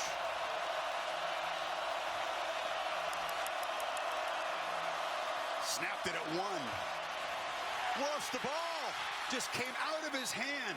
Okay, remember, no timeouts. He's got to have some urgency here. They work on this. He doesn't have a ton of experience in this other than the Virginia game, but he's got to crank. This is where you really got to have some intensity. Inside of 50 seconds, they lost about 6 yards there. Kaiser steps up, flips it short, incomplete, out of Brown's hands. That actually is the best thing that could have happened to Notre Dame, because if he caught that football, then he's tackled in bounds and they don't pick very many yards up, and the clock just keeps going and going. Clemson doing a good job right now. They've got 8 guys in coverage and they're trying to keep Notre Dame in bounds. They want that clock to just keep going. 2 plays to get 16 yards and keep hope alive. Kaiser cannot take a sack. He's got to be aware of that. He's going to throw it away if he feels pressure.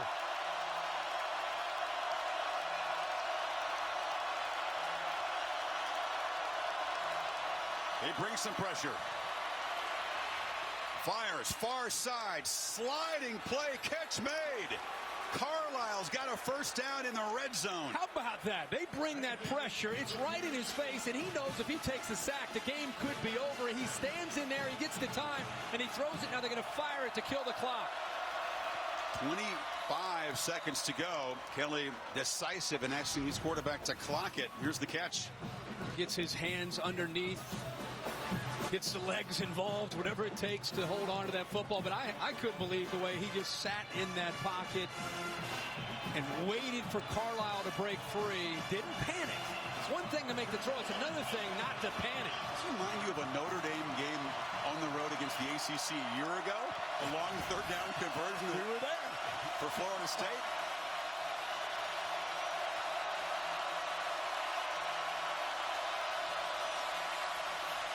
Kaiser flips it near side. Pro size breaks a tackle. Gets down to the 2. Clock stops with the first down. A missed tackle there by Clemson. They had him inbounds and short of the first down. They were not able to pull him down. How about the strength there at pro size? Well, Clemson wasn't even set. They were trying to clock the ball, but the chains really weren't even set up yet. And so a flag comes in. Clemson has 12 defenders on the field. That's a problem. Yeah, that's not good. You're kind of torn, I guess, as a coordinator, Kirk. You're trying to get your short yardage package down there from the 2-yard line. Right. Illegal substitution. Defense. Half the distance to the goal. Still first down. What do? Do you dare run the ball with no timeouts where you think it's stopped short? I don't think you can. I think you've got to trust the quarterback. He has had the football in his hands. He's made good decisions. And if all else fails, he also has a big body and he can go for that goal line and try to use his legs for a touchdown. Any play tackled in bounds is serious trouble, though. Game's over if you're tackled in bounds.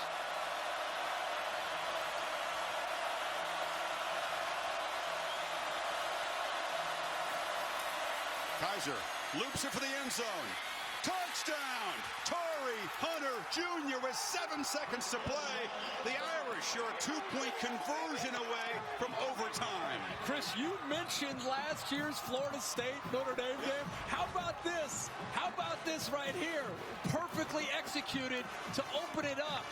Exactly the same situation, the same side of the field, but this time Will Fuller, give him credit. He looks into the quarterback instead of looking at the defensive back. Perfectly executed by Notre Dame. Ironic, a year later, the exact same corner of an end zone with a game on the line. They still need 3 more yards to force OT. Kaiser rolls, runs into traffic, and comes up a yard short. Boulware, Watkins, and the Clemson defense rises up to hold off a furious Notre Dame rally. Interesting call by Brian Kelly, relying on the feet and the legs of Kaiser. This is all about the defensive line of Clemson. Watch Dodd and watch Watkins work here, and then you have the safeties and linebackers come in and help out. But a great job up front. I mean, Kevin Dodd, 98, would not. Look at the extension there against the tight end, Wisher. He just throws him back into the quarterback. Boulware's involved. You saw Blanks get in there. And, of course, you saw Kelly's disappointment, Watson's relief. You know, the decision by Kelly to go for 2 early in the 4th quarter, they get that first touchdown, will be questioned now the way things eventually worked out. No doubt about that. And now you go to the last second here. With 7 seconds left, you had an unsportsmanlike penalty here on Clemson. So Notre Dame is going to be kicking from midfield for this onside kick. And if they, it's slippery field, it's wet. If you kick this and you somehow recover it, at least it gives you a chance at either a Hail Mary or a really long field goal. Well, Cassidy Hubbard will be along in the studio with the Ford wrap-up show right after the game. We have reaction to this one. Early in this quarter, Clemson rolling up 21. They thought we can think about heading home early on a rainy night. The Irish made him play right down to the end. But just like the game we referenced a year ago in Tallahassee, it looks like a Notre Dame perfect season is going to come to an end with a close call on the road in a tough environment against an ACC team. Let's see how this onside kick goes. Well, this is the freshman kicker, Justin Yoon. They practice this all the time, trying to get that perfect hop.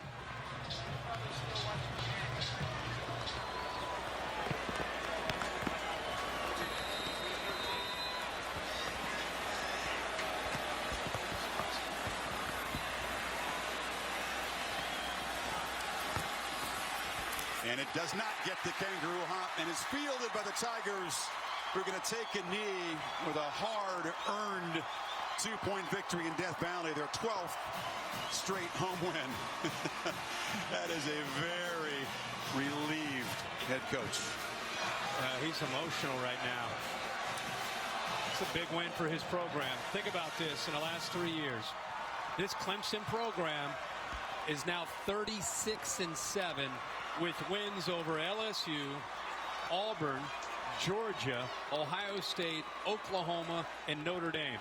He has taken this program to a whole different level. And so what you saw there was not just relief, but just he is so darn proud of his program and what they built here. Yeah, forget the stats. Clemson is outgained big time. Notre Dame mistakes crucial for second half turnovers, but they played with a ton of heart and resilience on the road.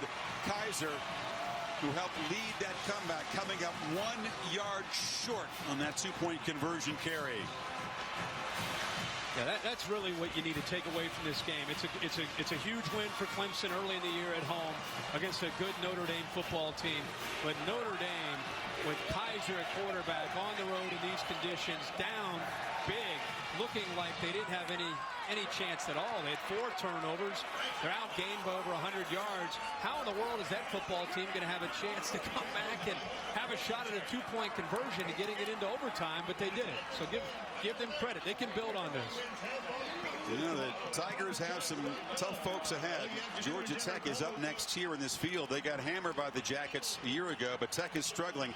Clemson, Kirk, with the loss ahead of them in the rankings, 4 of the top 8 teams, a chance to really jump up in the rankings and become a big part of the conversation for the potential playoff talk.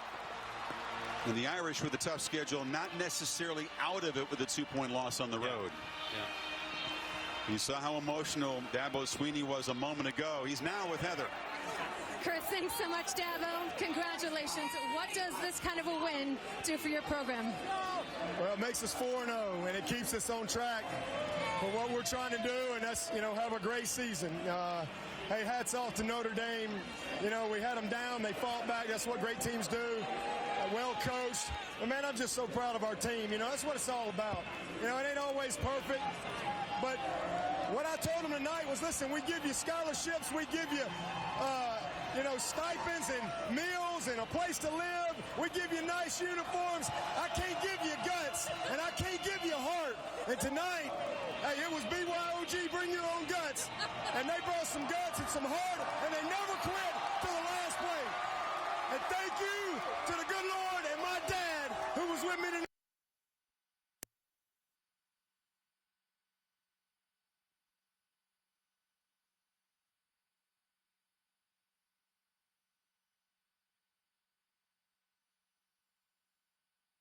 Next play.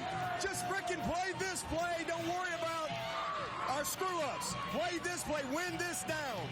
And, just happy they never quit. But again, great effort by Notre Dame. But let me just tell you, rain, sleet, or snow, Tiger Nation, they show. And they were here tonight. Great job. We're going to do the whipping 1989. You want to do it? Sure will. Forget the whipping 1989. Bring your own guts, guys. Well, there will be a dance. Just check YouTube tomorrow because Dabo's going to get down in the locker room after that win. I thought he might pull the whip out down on the field there. Well, he's going to get nutty in that locker room. He knows it wasn't perfect. They've got a lot of things to correct, but it was a resilient defense that had been burned a bunch. I mean, Notre Dame was moving up and down the field, making big plays, and had come very close. They do force the 4 turnovers in the second half. They did limit Procise on the ground. They got in the backfield a bunch, Kirk, but boy, they were really tested a yard away from overtime. Well, it was the first time.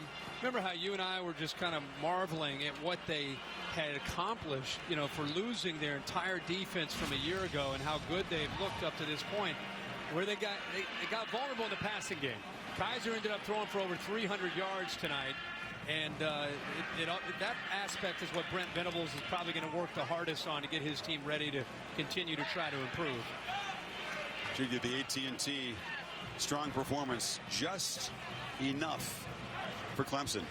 You know what? When Notre Dame visits Clemson. It's only happened twice, but the last 4 decades. It's going to come down to the finish. Joe Montana just got it done the last time the Irish were here, and DeShone Kizer came very close to a comeback that would have joined that long list of Notre Dame lore, just a yard short there. That's something they can build on too, I think, this team, even though it's a loss. Yeah, and I think you're exactly right. This is going to be a wacky year in college football. All you have to do is look at last weekend, and especially today. Look at some of the scores. It's going to be one of those years where the committee is going to have to really do their homework. It's not going to be as clean as it was, even though there was some controversy last year. Notre Dame's not out of this thing. I mean, if they can regroup and learn from this, they're going to be just fine. And for Clemson as well, I mean, Clemson's a football team that, you know, they've got a quarterback, they've got a defense that they can be proud of, but they've got enough that they can learn from today and continue to try to grow and just keep, as he said, we're 4-0. They're going to hand us the trophy tonight. We're 4-0. No, they now have to play 8 more games in 8 weeks. They had the long time off before this game, but it's going to be a grind and no weeks off for the Clemson Tigers as they head into the ACC schedule. Florida State does come here early November, a team that's had their number in recent years. Another look at the stop by the Tiger defense on the 2-pointer. Look at Dodd. He kind of sets the point on the edge, doesn't let Kizer get outside, and then the rest of that defensive line and the linebackers are there to clean it up. But it really give Kevin Dodd a lot of credit for holding the point on the outside. And that defensive line, when they had to turn it up tonight, they did for the most part. We will never know what would have happened had that conversion been good. This thing would have headed to overtime because Notre Dame would have brought a whole lot of momentum into it. Well, the party on a rainy night in Death Valley is just getting started here as Clemson holds on 24-22 over the Fighting Irish. Hope you enjoyed tonight's game. It was produced by Bill Bonnell, directed by Derek Mobley. For Kirk Herbstreit, Heather Cox, and our entire crew, which worked beautifully in these tough conditions tonight, I'm Chris Fowler. The Ford Wrap-Up Show is coming up right now.